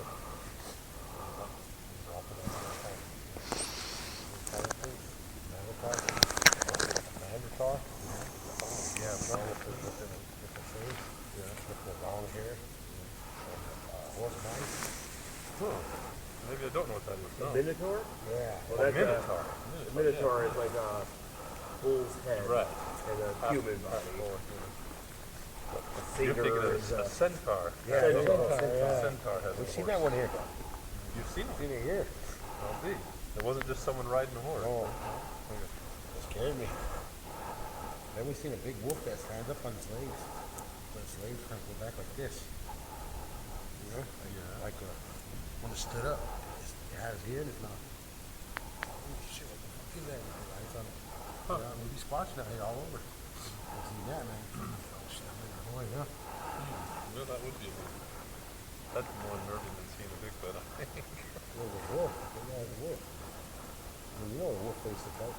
You know? A long nose. Yeah, there's a lot of shit out there. I started thinking maybe it was shape picture. You could have one. People just don't bring them up, huh?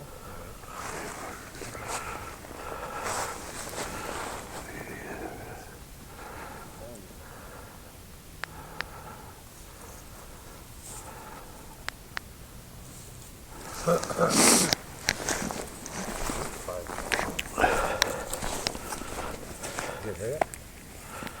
You hear that?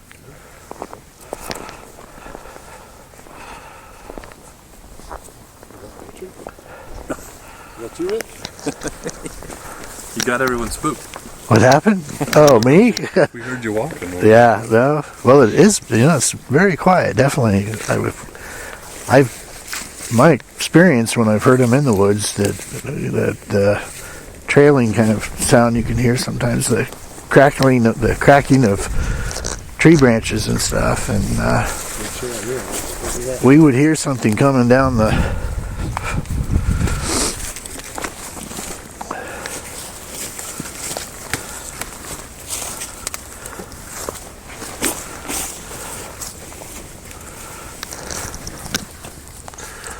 Remember that night Sam was standing by the fire and the fire popped a spark right in his pocket? Yeah. Burned a hole right in his pocket. By the time I jumped up to brush it off, it had already gone right through. Yeah. Into his fleece. He didn't even notice. No, he's sitting there chatting. This is pretty unforgiving when it comes to sparks.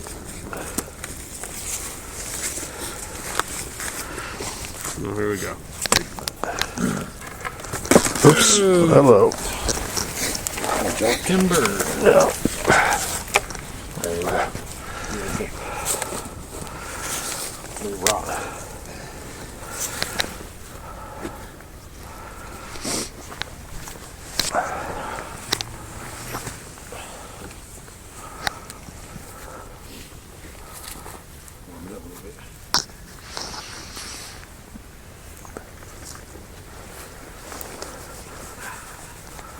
time we seen the Bigfoot, he was scared. Like he didn't want. He wasn't scared, but he didn't want to move. You know, we had him boxed.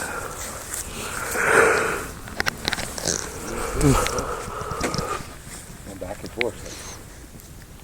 Not back down. So we kept backing up. Easy. Had lights all over him too. That girl didn't get scared. We had him right on fucking camera, man. That girl got scared and dropped that fucking phone, you know? Grabbed it and picked it up from her. Give me that. Man, at first when we had him on, I said, hurry up, tape it, because I was right in the window. And Barry couldn't drive. Barry, like, Elvie, take the wheel. So I took the wheel and I was killing it, so I had to drive, you know? We had that little one that kept running up and had that long neck. He was barking like a dog. They even pulled over. We pulled over. That little one kept following us, you know? I couldn't play with us. But that big boy was watching him, you know? Right between the X back there, the trees. Kept watching that little one, you know? So we wouldn't bother it, you know?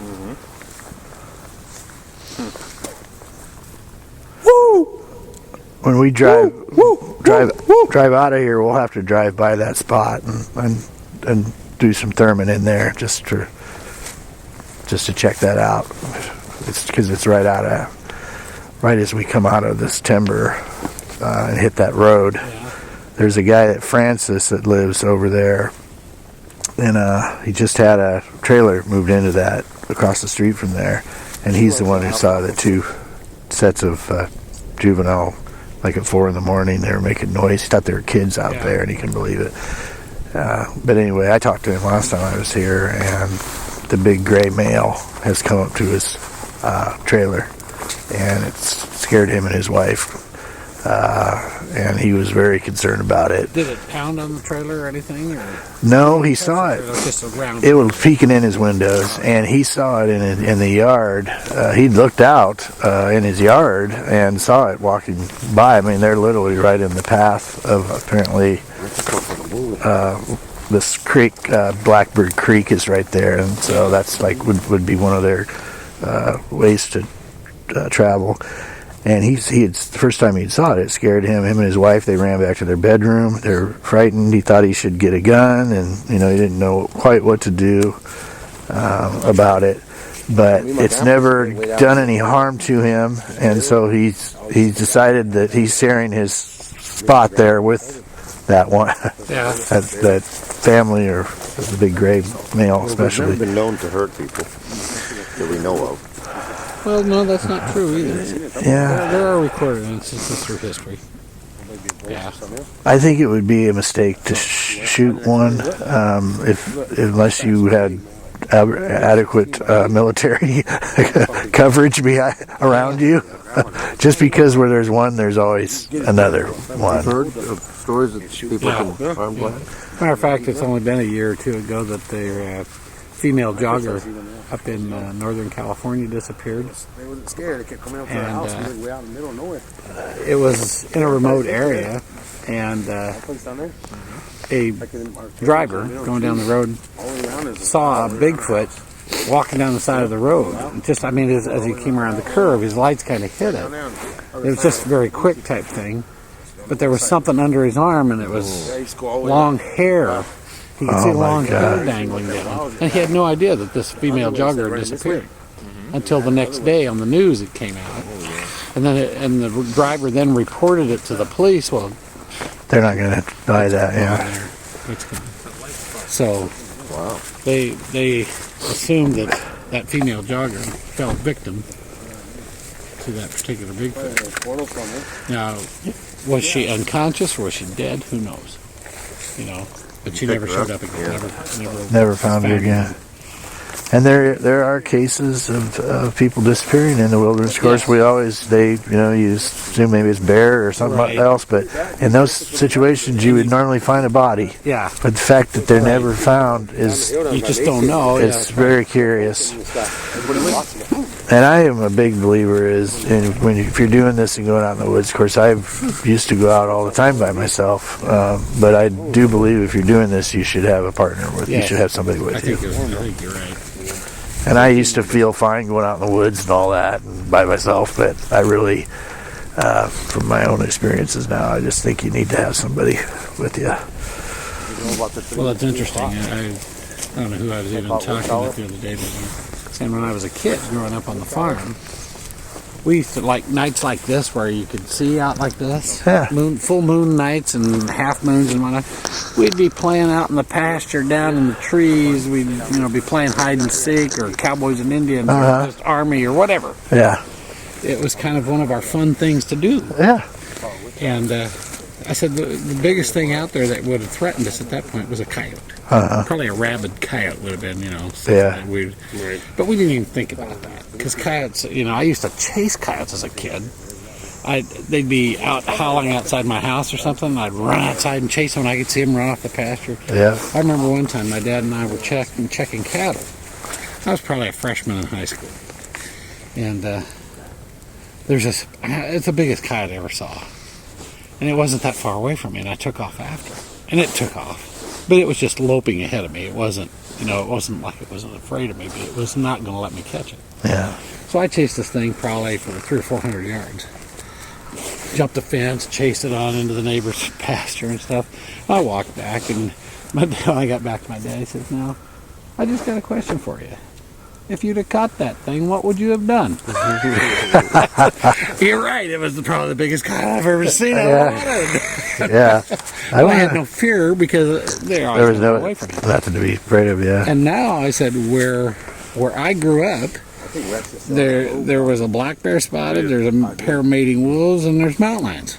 Yeah. I mean, all types of things that would cause you bodily harm if you were out there at night and in the wrong location at the wrong time. Yeah. Yeah, people don't. It's changed. The environment has changed. Yes, it has. And they were hunted. People hunted, and now they're not hunted, and they're being pushed out of their natural territories into corridors of urban areas too. Well, Joe Ricketts had one in his backyard one day. Yeah, You're kidding. No, right in Fair Acres. he used to tease my brother Keith. And have you ever heard of the Pawnee Prairie? Well, there's about 12 square miles of pure prairie down by Pawnee City. Oh, okay. And they call it the Pawnee Prairie. Okay. It's still virgin prairie. And my brother was an insurance agent down in that area, and he would be out driving the roads at night coming back from a client's place, and a mountain lion would walk across the road in front of his car, and it would just drive him nuts. And he'd say, "Boy, there's mountain lions down there. You got to be careful when you go down there. There's mountain lions." And Joe Ricketts would always say, "Oh, Keith, there is no mountain lions in the state of Nebraska. I'll guarantee it." And he would just egg Keith on.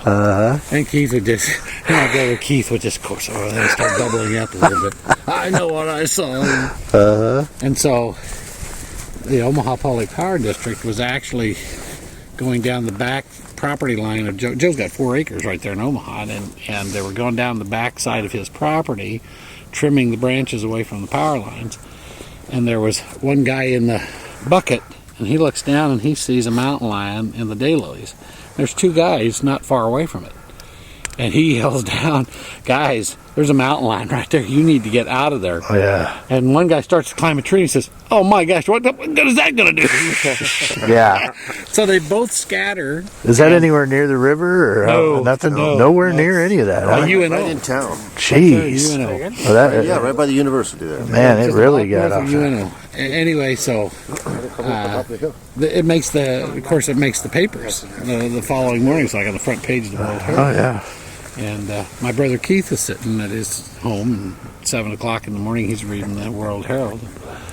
He reads this where they found this mountain lion in Joe Ricketts' backyard. And so after Joe, of course, had irritated him for a number of years, he called Joe up at 7 o'clock in the morning. He says, "Joe," he said, I was reading the World Herald, and they found a mountain lion in some asshole's property up there." Joe said, "Okay, touche, one for you, Keith." Classic. Yeah, and then there's they actually captured a mountain lion when I was out at Old Mill, which is 108th at 114th and Dickens that street, 114th and Old Mill. there's Papio Creek right Made through it. there. Yeah. And they So he was already. they actually Yeah, captured he made it. He made it good. Where was you in the desert Fucking dome? turn his That's where four-wheel they drive on. tranquilized You get stuck? We got a quarter way up. That's what I got stuck too. Yeah, you gotta have it. When we started sliding down, we kind of went into it. Yeah, So he finally put it in, and yeah. then we caught You gotta stay out of that. four-wheel drive. Yeah. You gotta stay late. Come on, there's a race. How we doing? Oh, how we doing? Oh, I already saw you made it back. We were wondering. I was like, so you didn't have any trouble to get up that hill? No trouble at all. Good. That's good. I was a little. You have to layer up. Kind of- Layer up underneath. Yeah, you got the best outfit on. I've just got my Carhartts on. I left these at home because they're not insulated. They're water repellent. They're U.S. Air Force issue, but they're water repellent. They're cold weather water repellent gear. So No, he just got we bought overruns. overruns. We just bought overruns. Out here.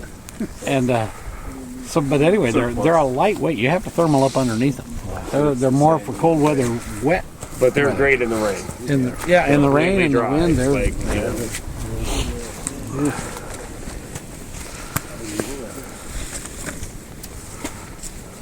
Well, let's introduce ourselves, Dick. Yeah. See if we can't draw them out. I know we've been here a while, and well, they're waiting for the invitation. Yeah, they're waiting on that. well, we'll try our best here.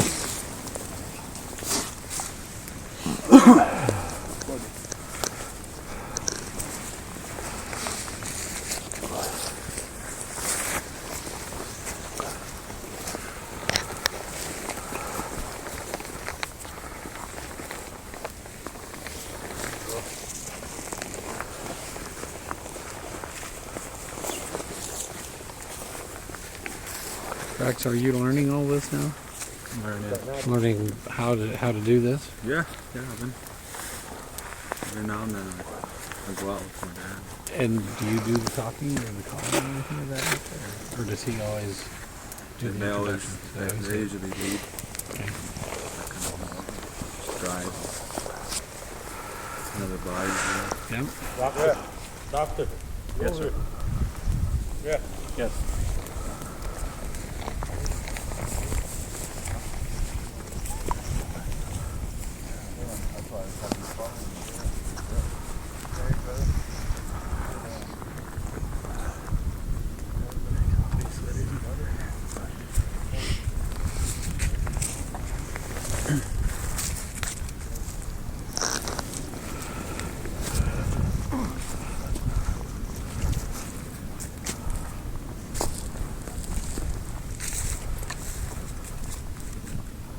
You guys are all You're from Omaha? Yeah. Where you are? Yeah. Actually in the Gretna area, kind of southwest, almost 163rd and Cornhuskers where I live. If you're familiar with Omaha, where the Stott Brothers truck stop is, I'm just a mile straight west of them. There's Wearspan Lake between me and them. You can't just drive to my house that way. You got to go 370 and around. And, yeah. That's where the outlet. Yeah. Yeah. You go a little further down the road from me, about 5 miles down the road, you got the outlet down there.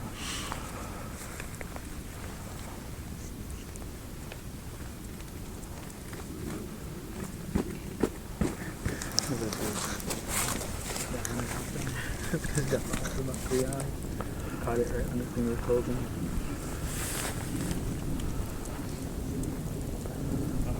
Citonga. Jale i wicked. Wicked.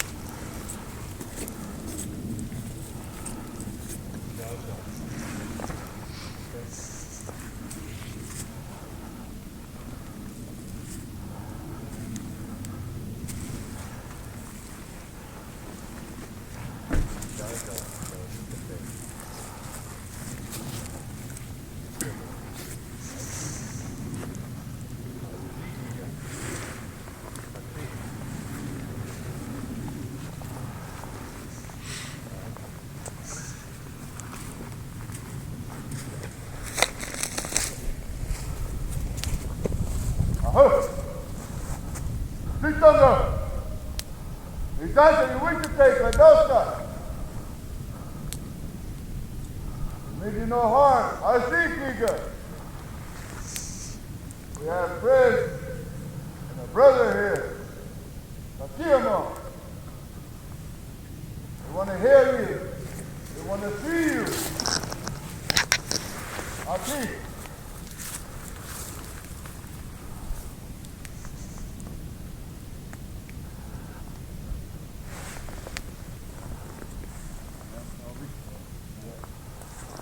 Oh, Citonga.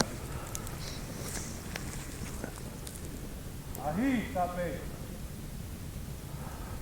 Ati. Kusa. Giga. Mean you no harm. I know you. I know you're out there. Today we did a ceremony. We have our new brother here, Jeffery Meldrum. Lots of duck clan. We'd like you to communicate with him and us. We appreciate it. We also have a gift for you. I hope.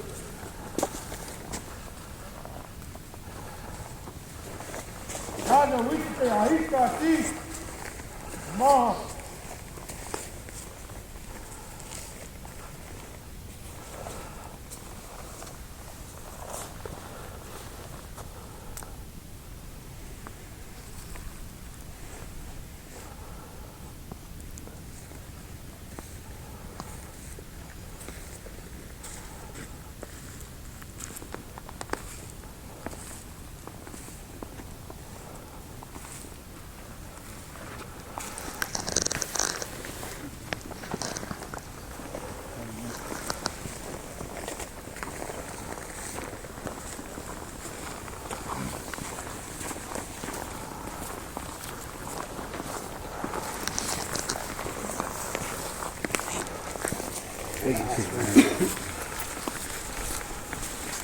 Whole entire ass frozen already.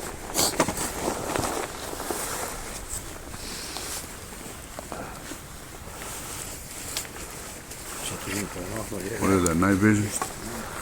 It's a little Scout, FLIR Scout. I just bought it.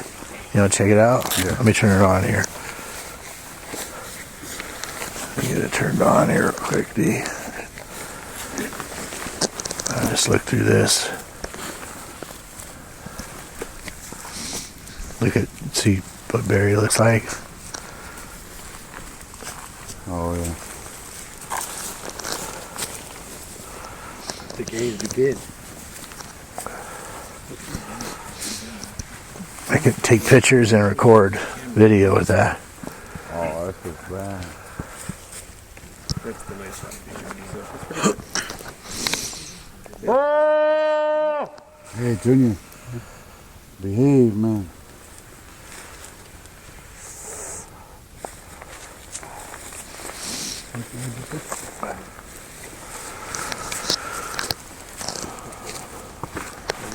Oops, all right.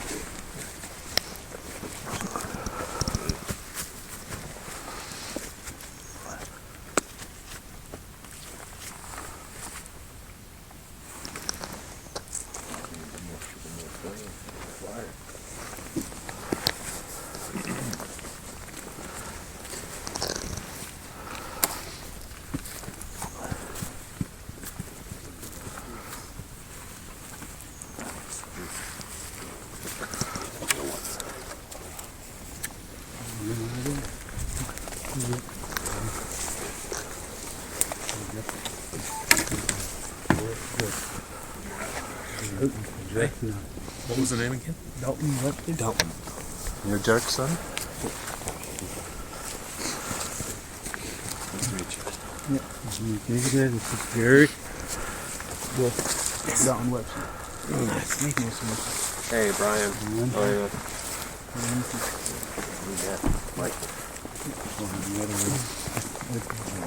You know Richard, right? Yeah, we We know each other. Yeah, from, clean it down there. And they gave us a dry run. We came back. You guys are gone, man. We tried to hurry back. Didn't Oh, shit, we waited there till like almost 2 o'clock, man. we? In the morning? Yeah. No way. We came back. No, we were back way before that. Because you guys are supposed to be down there by 10. We stayed down there till like 1:45. If anything, we probably came back. If anything, we came back by an hour, a little after an hour long. We did. Yeah, that's because we're sitting there. We went underneath that thing. Check the time. Brother, You got something? right here. Hey, Gary, you guys want to shoot some video this way? He says he's got something here. We got something here. We got something. Can you check it out? Can you check it out? Meldrum. Let him check it out. Get this. Right here. Put the eye in here. Put the eye in here. Put the eye in here. Put the eye in here.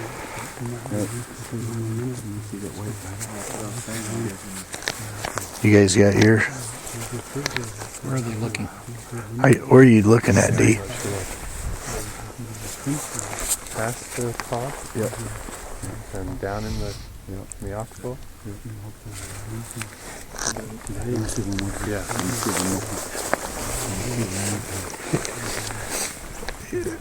I mean, we could take video or shoot pictures. Here, get, if you can get, wait.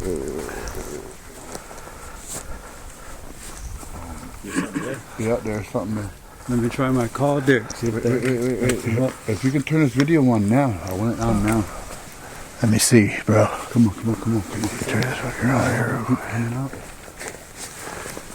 It keeps coming out. You got one? This is night vision. Right in here, watch.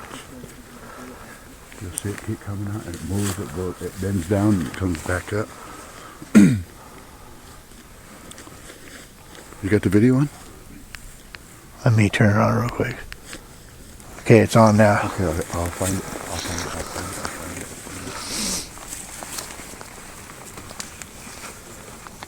I think I did see something over there, though. Moving. I took a couple of pictures, but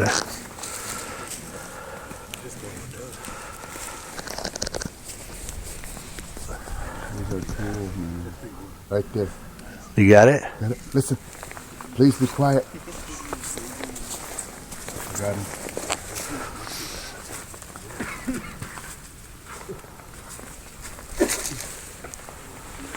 Get in, Rich. I got something like a rebel. I turned the video on, so he's shooting video. I don't know how much video I have left on that thing, though. Hey, you guys, be quiet. It's Elvie.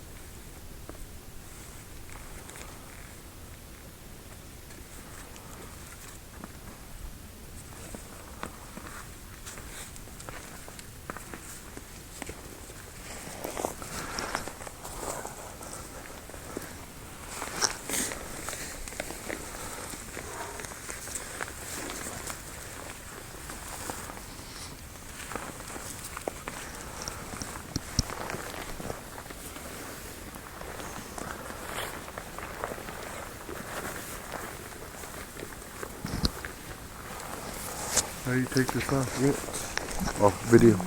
I'll hit this button real quick. Let me see here. You have thermal? We should get one.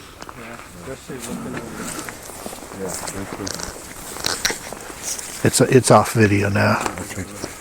Get this ridge right up in here. Just keep going back and forth right through one of these big trees. Okay. I'll get my hand on my camera in case I have to take a picture.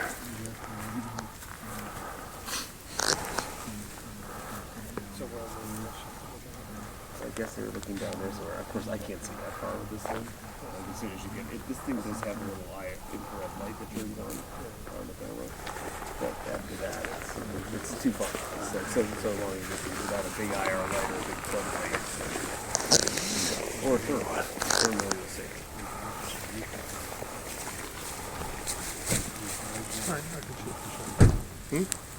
It'd be fun. It's sort of cool, actually. It's a cool little thing.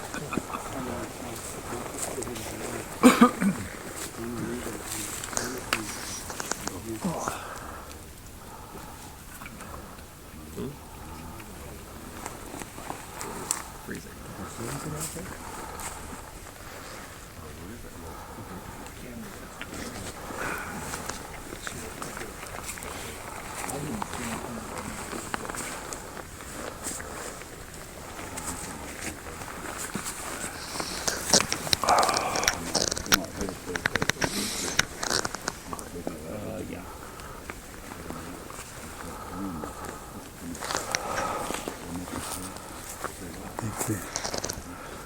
You want to look a little bit? Yeah. I think we missed the boat earlier when he was looking down at us. You think he left? Yeah. I saw him when he came right up. As soon as we got here, I ran and told Jeff, and he was still fucking around with this stuff. I know. See, that's what happens is you got to be ready. I was still dicking with my recording equipment. You just have to have stuff rolling. The black is him then, right? There's no heat. He's going to be black in this mode. Yeah. Okay. He'll be like me.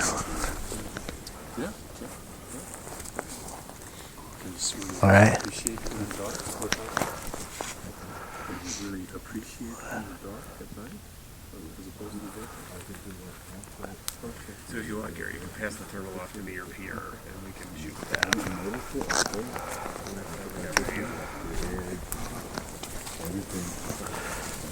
That's some cold air out there. Oh my goodness. Yeah, turn it off. Yeah, man, it's too cold. I know.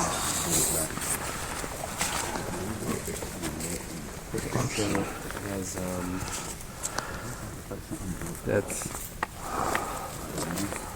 that's record mode. That's for taking photos. This is a mode thing. You can go through different modes. One makes it look red. So when you put your eye up to it, you press your eye into that. My son will be seeing the white. No, I see a car. Yeah. So there's a thermal mode where like it shows whatever is thermal, like a human body, in red. Well, you're black. But there's probably a different mode. Yeah, so there's a different setting. That's like the negative setting. I believe so. Let's see if you can cycle through the settings. It's Gary's truck. He's got 4 wheels, yeah.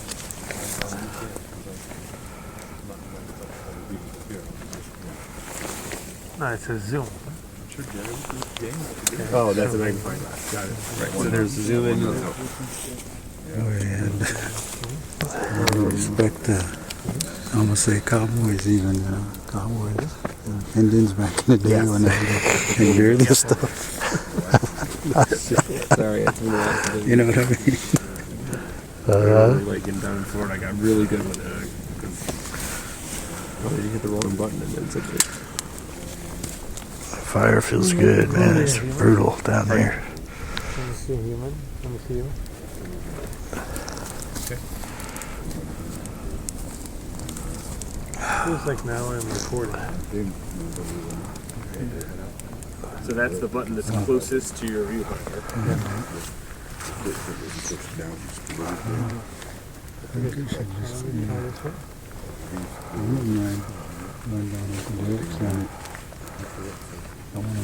Yes. Okay, I get it. This is the thermal. So you see some heat. It turns red. Yeah, that's right. I feel like we're limited right here. You know what I mean? Yeah. There's an animal. Immerse yourself There's and an animal. be surrounded. You know what I mean? Yeah. Gives yourself a better chance. Yeah. I swear to God, Richie, he looked over it as soon as we got here. Wow. We missed it, man. Was Gary. Yeah, that big button. Yeah, that's the thing. was Francis still having some things around his place? Because you remember when You know yourself, things don't happen till after midnight. Yeah. It's usually pretty late. We're sitting here just kind of getting nothing. At that midnight comes, it's time for them to leave. I'd rather have us bounce around and hopefully run into something as we, Yeah. however long it takes us till midnight. Yeah. So if we had different spots up to midnight, then we could. What time is it right now? It's like 9 or something. About 9:30. 9:30. Nothing in this viewfinder. Come on, Snoopy. There's the beats, hasn't it? Yeah. The Shannon twins aren't passing that ball, and kind of pissed me off. And I don't get too many. Oh yeah, that you got to hold it down. Yeah. oh, I didn't get when you just press it. Decent crowd. Yeah, you got to hold no it IQ down. of the And game. there's like a green and red light blinks back and forth. But this viewfinder, see that adjustment? That's focus. I think it pulls it basically. It's focused for your eye. Okay. Right, it's focused for the viewfinder. So if you pull that thing back and forth, it will adjust it. You know. Yes. Yeah. So it produces clear.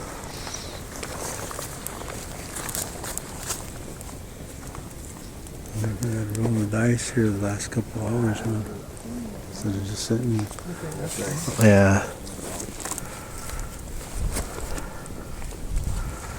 It seemed like it was pretty promising with the wood knocks earlier. Well, I kind of remember I was mentioning that earlier. That Carl is gonna be a lot hotter because it just. I like that. I just don't see how long can he wood knock. Very. Yeah. You know what I mean? True. Yeah. You know what I mean? I just felt like we should went down back somewhere where we're kind of surrounded, you know. Yeah.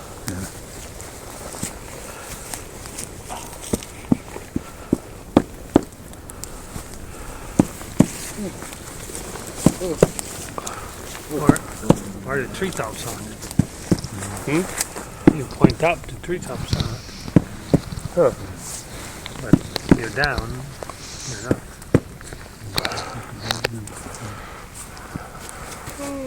Bad boy. And also that thing, once you turn it off, it takes like 10 seconds for it to turn itself on. So you turn that much. I will not be turning it off. Or like go to sleep. It's warm right here. Wait, that fire's. Should we put something underneath this guy? That boy? Probably. I'll lift him up, or I'll bring stuff if you lift him up. Another spot? Oh, they're gonna, they're trying to go up the hill, I think, but there's something up here. Alright, then let's not lift it. Nice. Want to try and go alfalfa? Might. I don't know where he's thinking.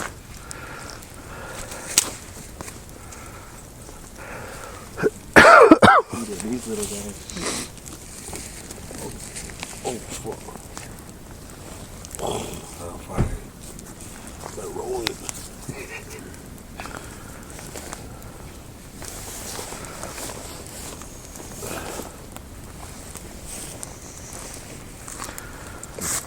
shoe is smoking. So you was really gonna grab it too? It's okay. Kind of cool. You can Let it put a go. step on it. You was really gonna grab the log? Little toes. No, with a stick.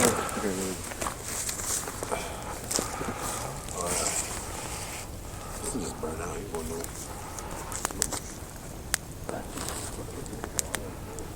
Yeah, me and that dude, Greg jump.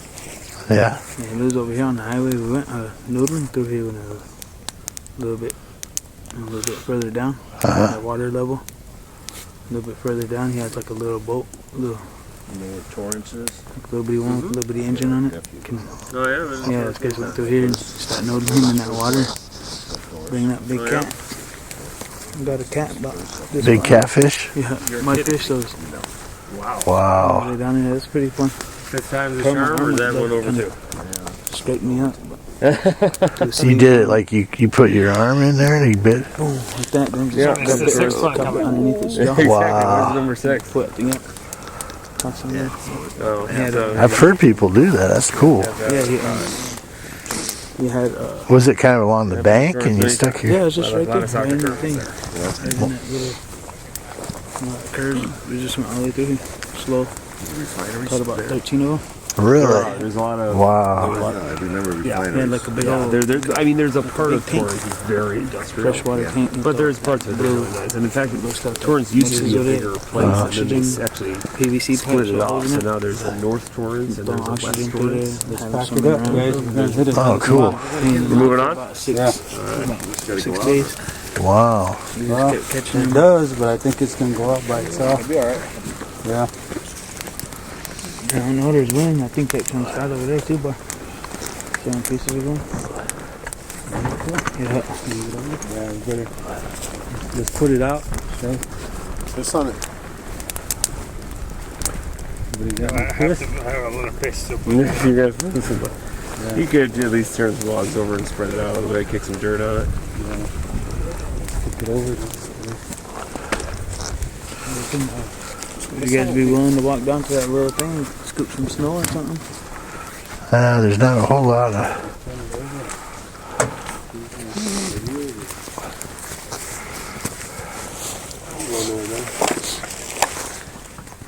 I know we're going to be held responsible for a Wi-Fi down here.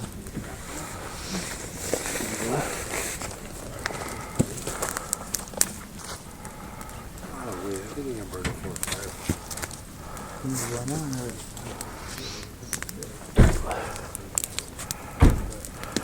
It's gonna make you start working out. When this got pissed, you guys turn the other way and let them piss. Somebody go first. documentary time. We've got to... Fish, I'll turn it off. Oh, shit. That's that it. Johnny, I'll shoot off that first. Give him some privacy, guys. Let him piss. Piss anyway. Elvie.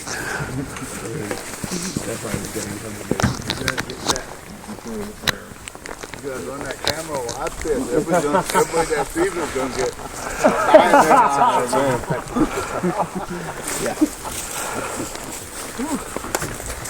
I got it. Whoa, I did the first one.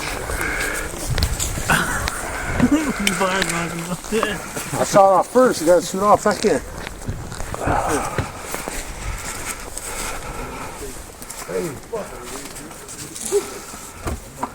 Piss on that, you guys. Put your cookies on it. Now brings that fucking heat up. Oh, shit.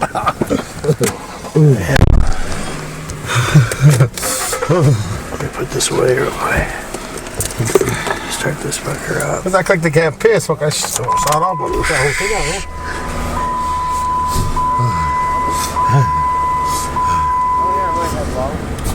Let's go, D. You guys got any bottled water?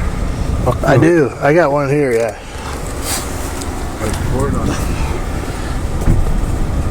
Bottled water.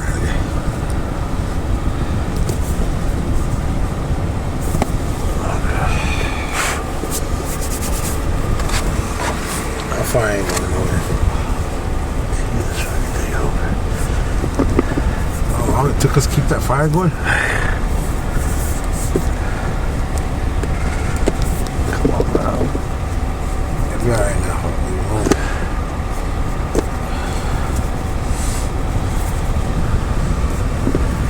Cold weather's got everything sticking.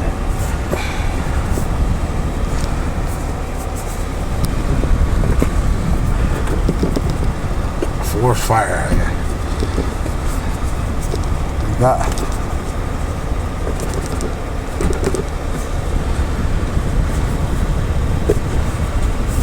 What do you want to go look at now? I'm not sure where they want to go. What they were saying. Let's try to get this fucker open.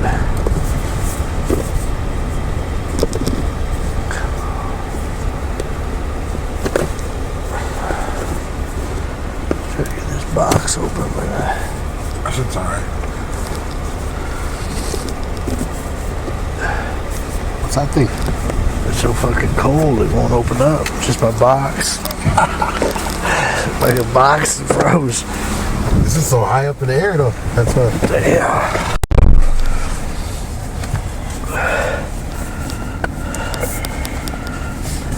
I get that fucking. Here we go, I got it now. Look,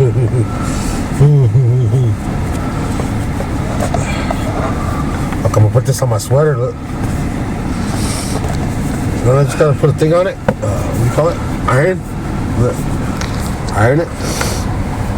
Right? Yeah, or you could have it sewn on there. Probably be best. Sew it.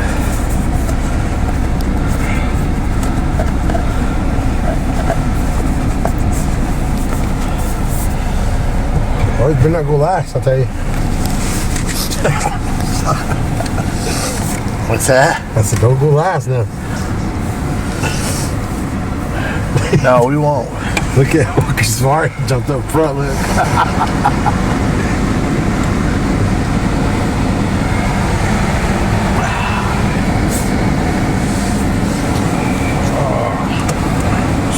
Cold out here. It's only 10:03? Yeah.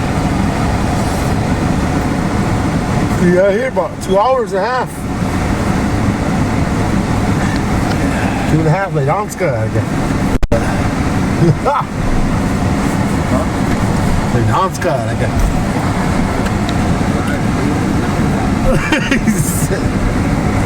You had to mess around. Fire the car up, man. What's that for? Is he walking? Everybody leave. Huh? Everybody leave.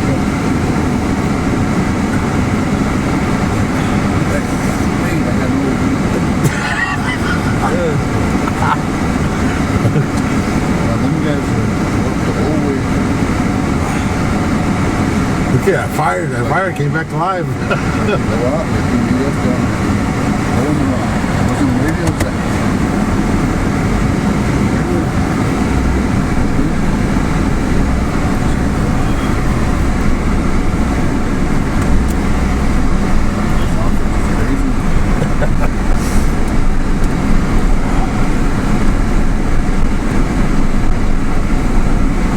We're waiting for the rest of our fleet. This fuck got badass Jeep right here, look at this something's bad, man. Sausager. Here's that road, Rick. Which way? That way? Just keep going this way? Rick back. Oh, left? Alright. We're gonna try to go up that? Let me put this fucker in four-wheel drive, man.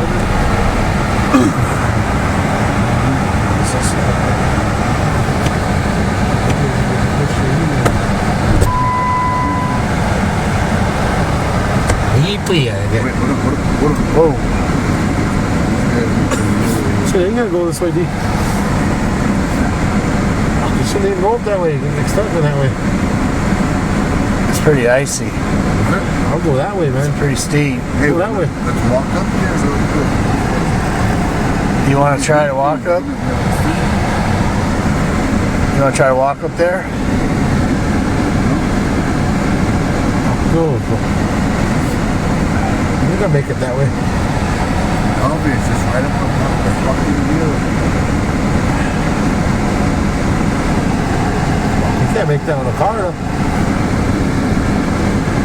Try it then, bro. It's pretty steep. No, I'm not. I know. Elvie's all fucked up. I'm not gonna take the car. I just walk? Yeah.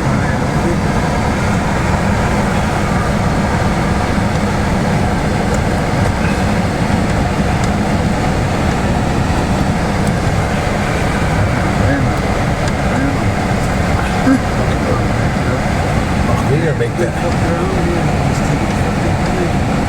It's cold. We've been sitting here already all day. About 3-4 hours deep.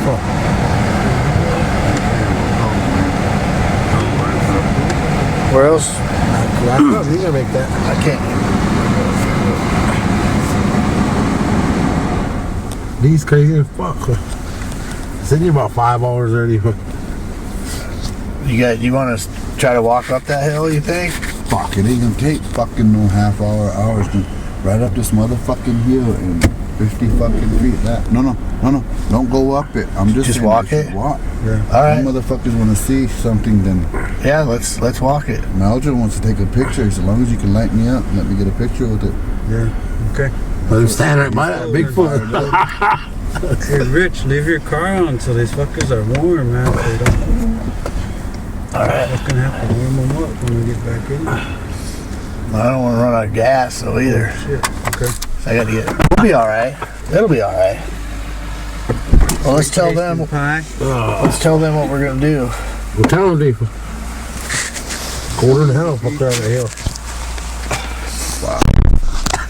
Every fucking thing I want to do, you fucking ugly motherfuckers are shooting us down. These guys are coming with fucking FLIR cameras. They get up there, they can fucking look around it. I agree. Everything. Let's go there. I want to utilize. I Where's agree. your flashlight? Give me a flashlight. Use this one. Where's your flashlight? Let's do it. Can I use your flashlight? We don't need no flashlight. Let's Today go. we do. Yeah, we're gonna use that. I got this one. I just had this. I could get a better one. Oh. I got this one, but Man, you're gonna need a flashlight. You ain't gonna need a flashlight. all right. See some running out. That's what we're gonna do. We're dead. What's that thing? That's my FLIR, but I got a flashlight too. My FLIR. You can't even reach. Hell yeah.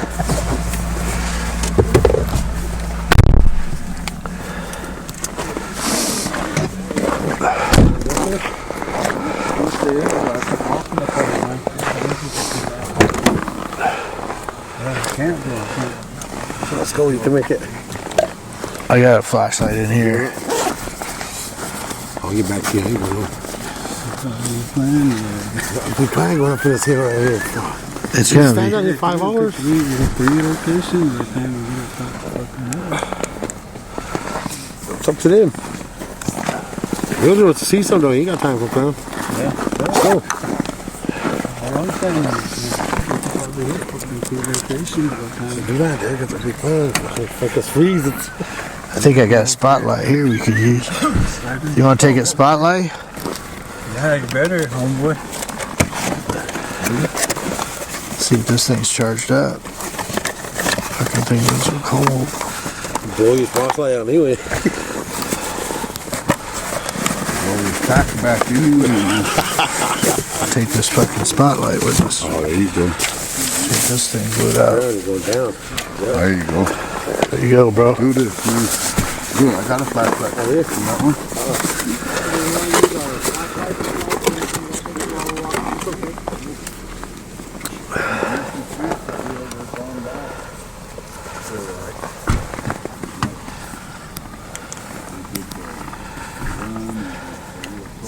It's not even charged up either.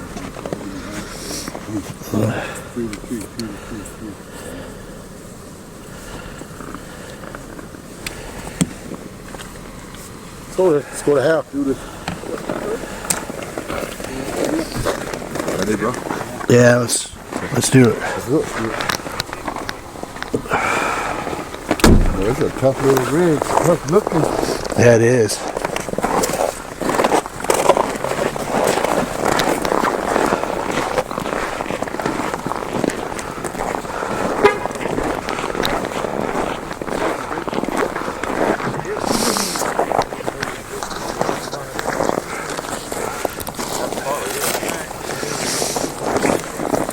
This is very steep. I've driven up. This is where we had. Huh? I'm lion tracks. Look, deer. Got some deer. Right there, look, blue. I'm on lion tracks. Look. Where? Lion tracks. Look. We killed a couple mountain lions here. Mountain lions, look.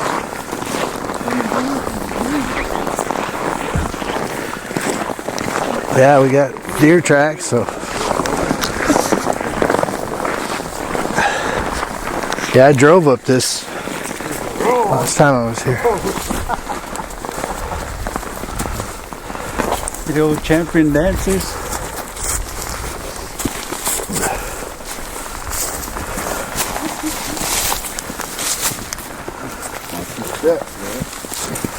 Hey, these guys got a liability waiver too? Yeah, they did. Yeah, you guys got that into it.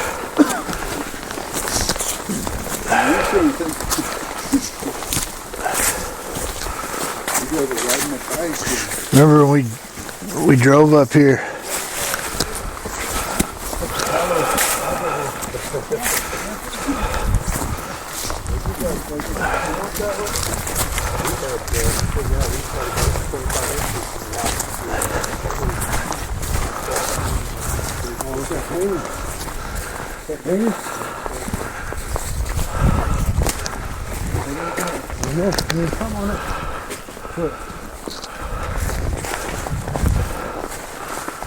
Don't fuck with him. What's that? Over here. That painting, look. The fuck is that? 3 people painting. Yeah. This. That white color? It had the things on the side, remember, like on that documentary? Remember? What? Remember that documentary you had? Yeah. That's the things on top of his head, look. Oh, Remember like them 3 people? Yeah. yeah. Remember how that thing hanging up, they cut that guy off? Everybody make it up the hill? Yeah, I think that's everybody. This is the worst of it. It gets better. It'll level off when we get up here. This is where we had a lot of. I drove up in here and we had some return wood knocks, like a bunch of them.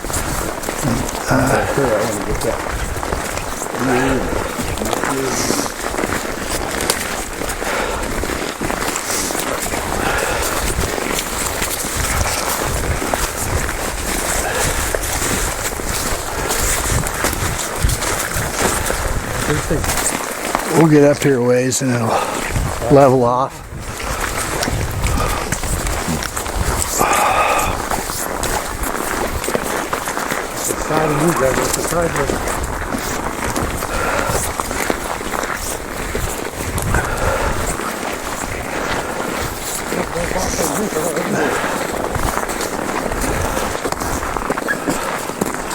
Yeah, those can, you know.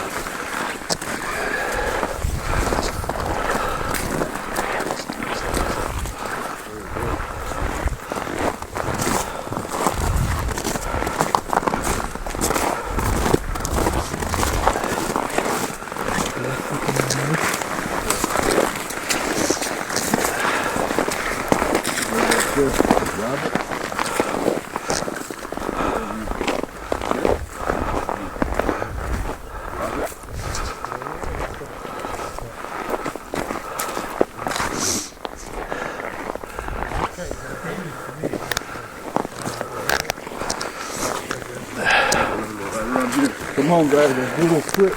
They're trying to block the road here. That's one thing. One thing we've noticed is everywhere we go, next day, trees are all. Yeah, they've tried to block it. They don't want us in here.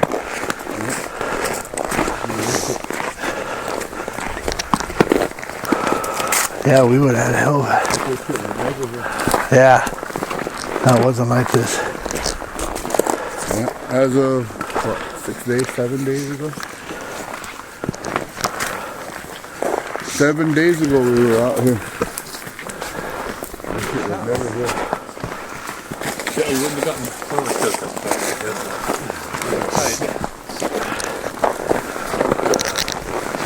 I don't think we would have got by this one though. Good choice. Good decision. Yeah, the walk definitely worked. This is some badass timber. This was never here. No, I drove through here too. So somehow this. Where did this come from? From right here? No. Well, that's a big. End's up here, the big end. We're burying the tree that big. Yeah, I don't see anything around here that could have done that. That's curious. They like to block their. That's good. That means we're headed the right direction. Oh. They don't want us back. Yeah, I've drove through here. They don't want us in here. Look at this. Where's Fat Boy? Everybody needs to stick together.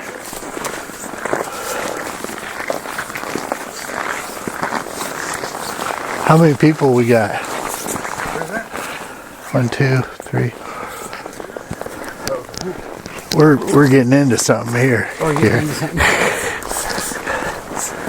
They look at how much they've tried to block this off. Really?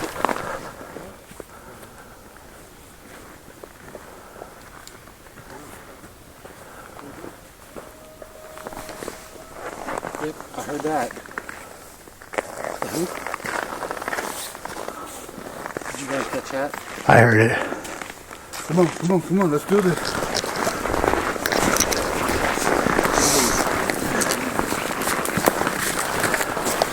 Wow.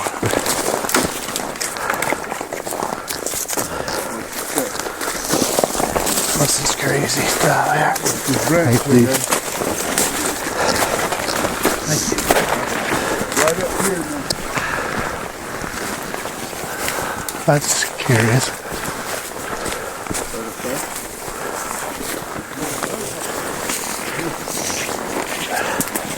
Of course, my casting kit's back at the.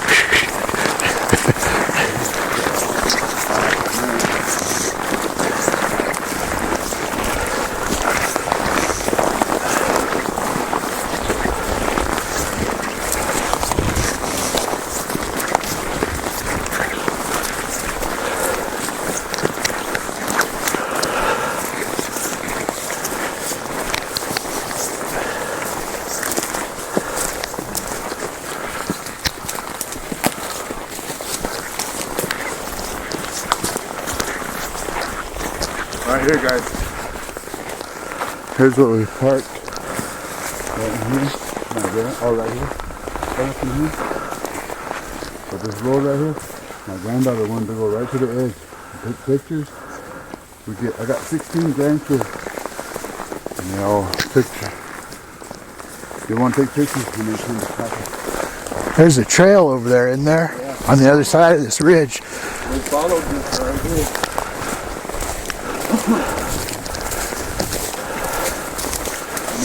When my wife was filming my grandkids right here, see this? We found this one. This is what we found. Wow. Look at that. Holy moly. Right there. You see that? All the way up. And that's where we had them footprints. We trying to. My boy was moving it with his hand, and they kind of messed them up. My boy rocked it and connected. That's an asterisk too type much kind of. connected everything. I don't know how It's kind of an they asterisk. wound it together or something. That don't happen normally. That's when my wife said, "I'm out of here. We're out of here. Get my grandkids in the car." Look at that big one there and stuff through the whole thing. Kind of a pin to hold it. You taking pictures of that? Does anybody have a camera? Get over there. Watch your back. We flew out of here.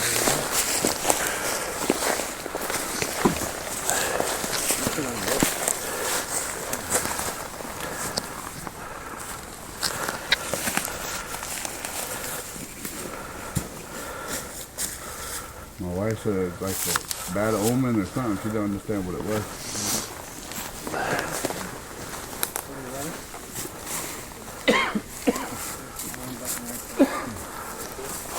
Whatever it is wedged in.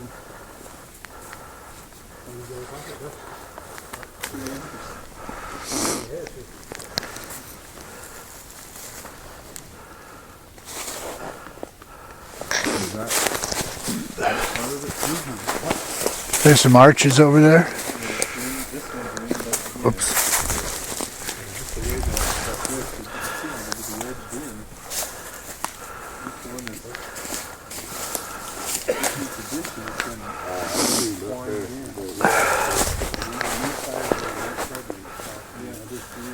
Look at this.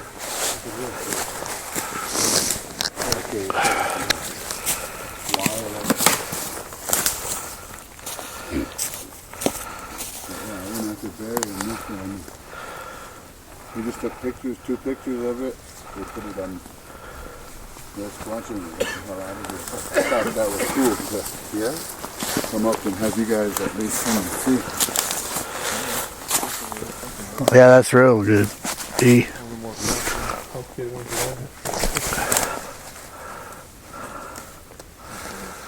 And like I said, this road's been closed for years. Well, yeah.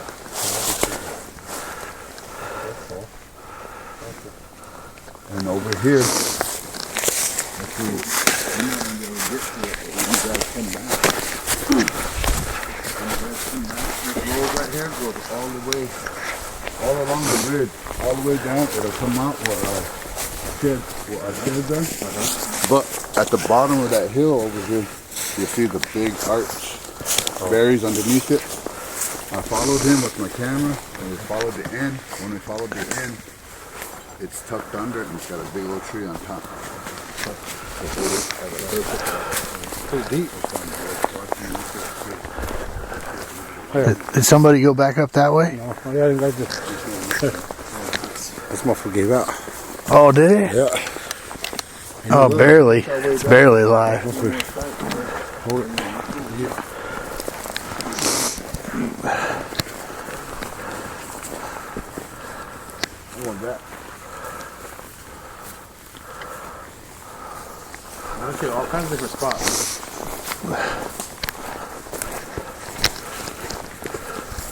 Which one was that though? See that? Yeah.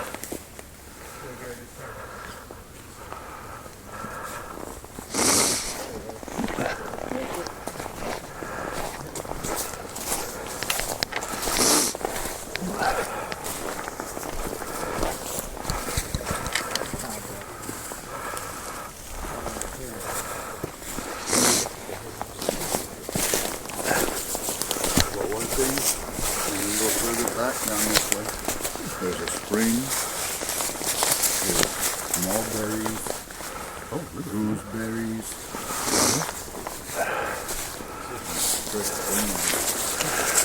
There's a lot more to see here, for sure. There's a ton of structures like that. Stuff. 14 foot.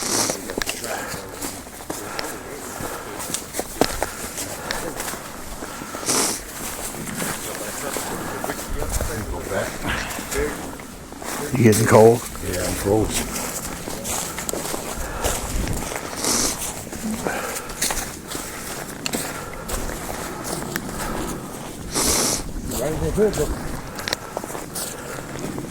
That's crazy, isn't it?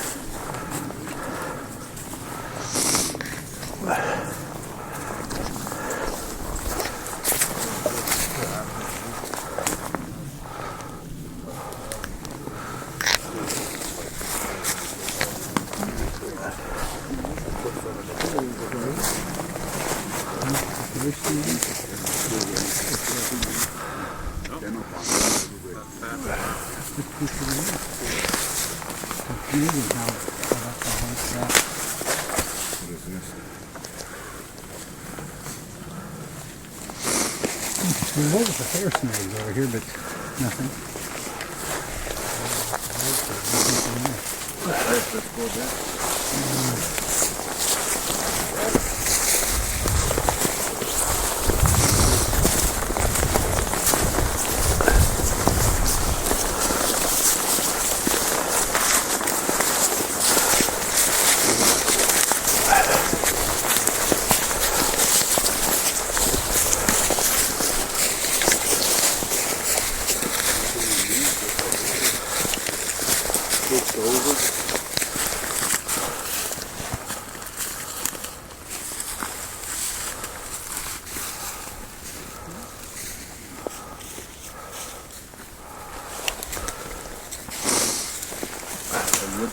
this would be up in the hut.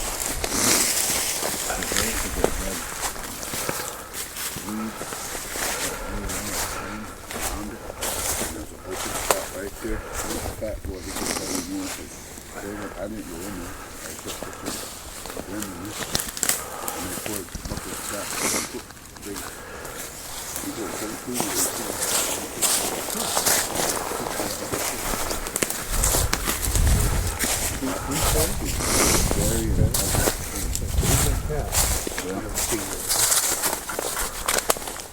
That'd be interesting.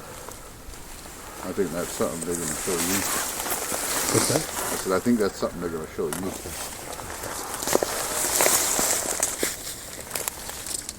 Let's go. Don said they're looking at.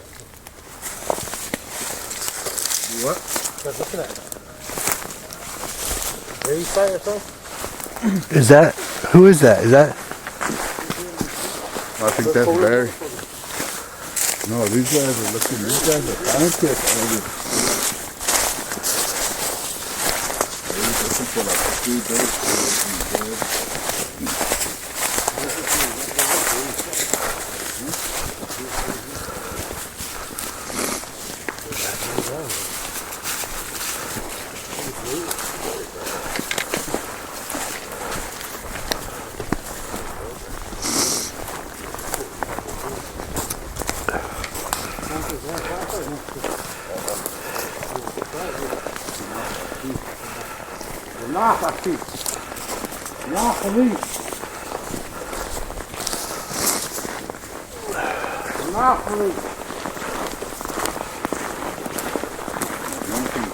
Flashlight to put mine, I put little vacuums in it.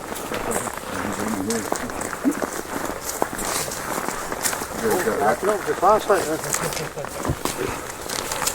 Standing on one side.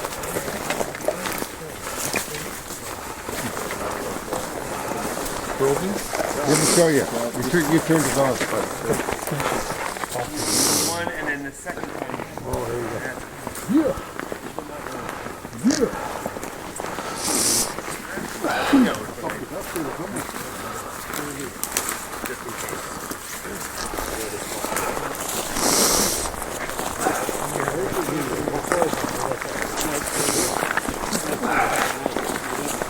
That's right.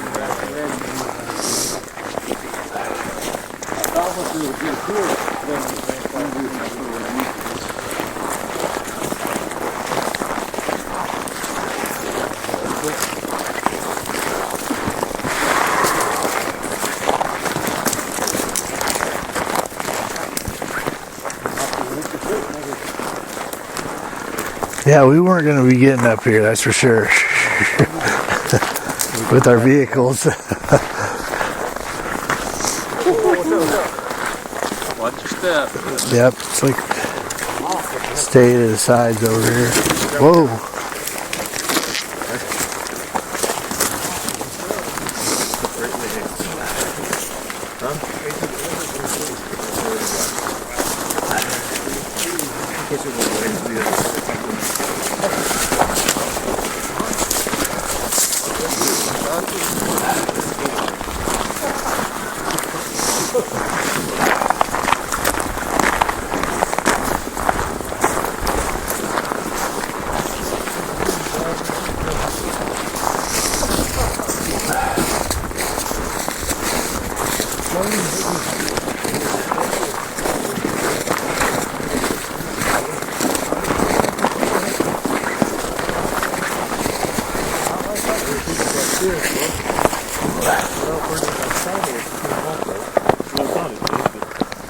Maybe that was the other one I was looking at. No, I don't know where this one came from. These are all small over here. Not big as Elvie, this thing's as big as you.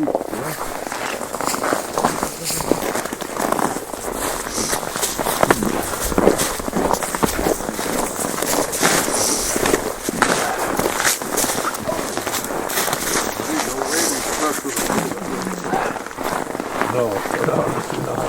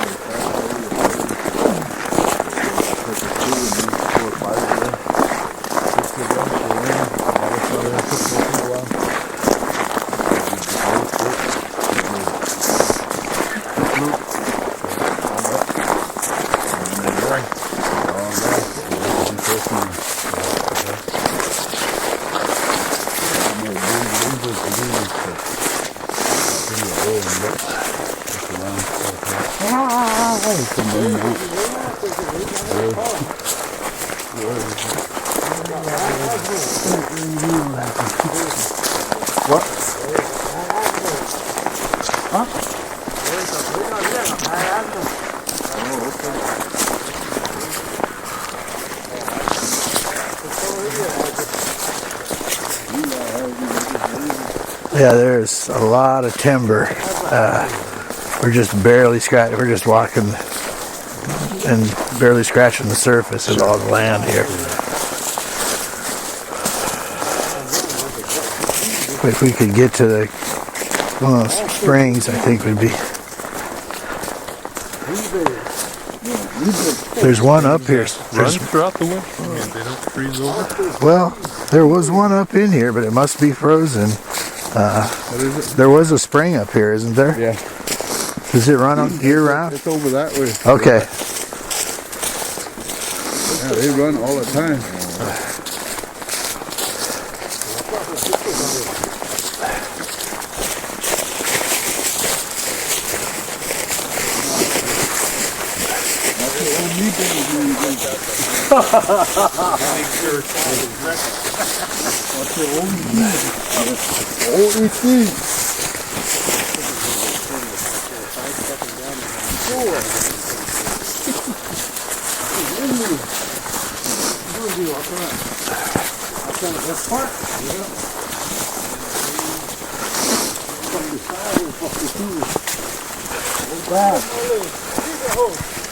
It's pretty deep. You go, you got that.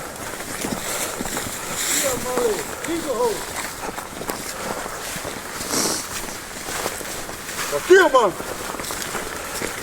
There you go. Don't ram Elvie.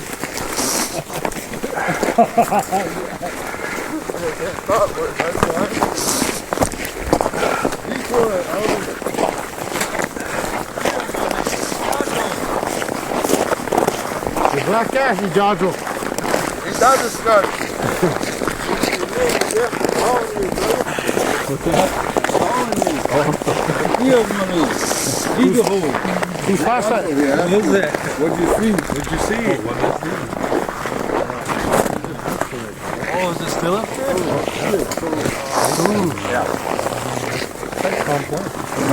There's big trees in the road all the way up. Yeah, we couldn't get up there. No way.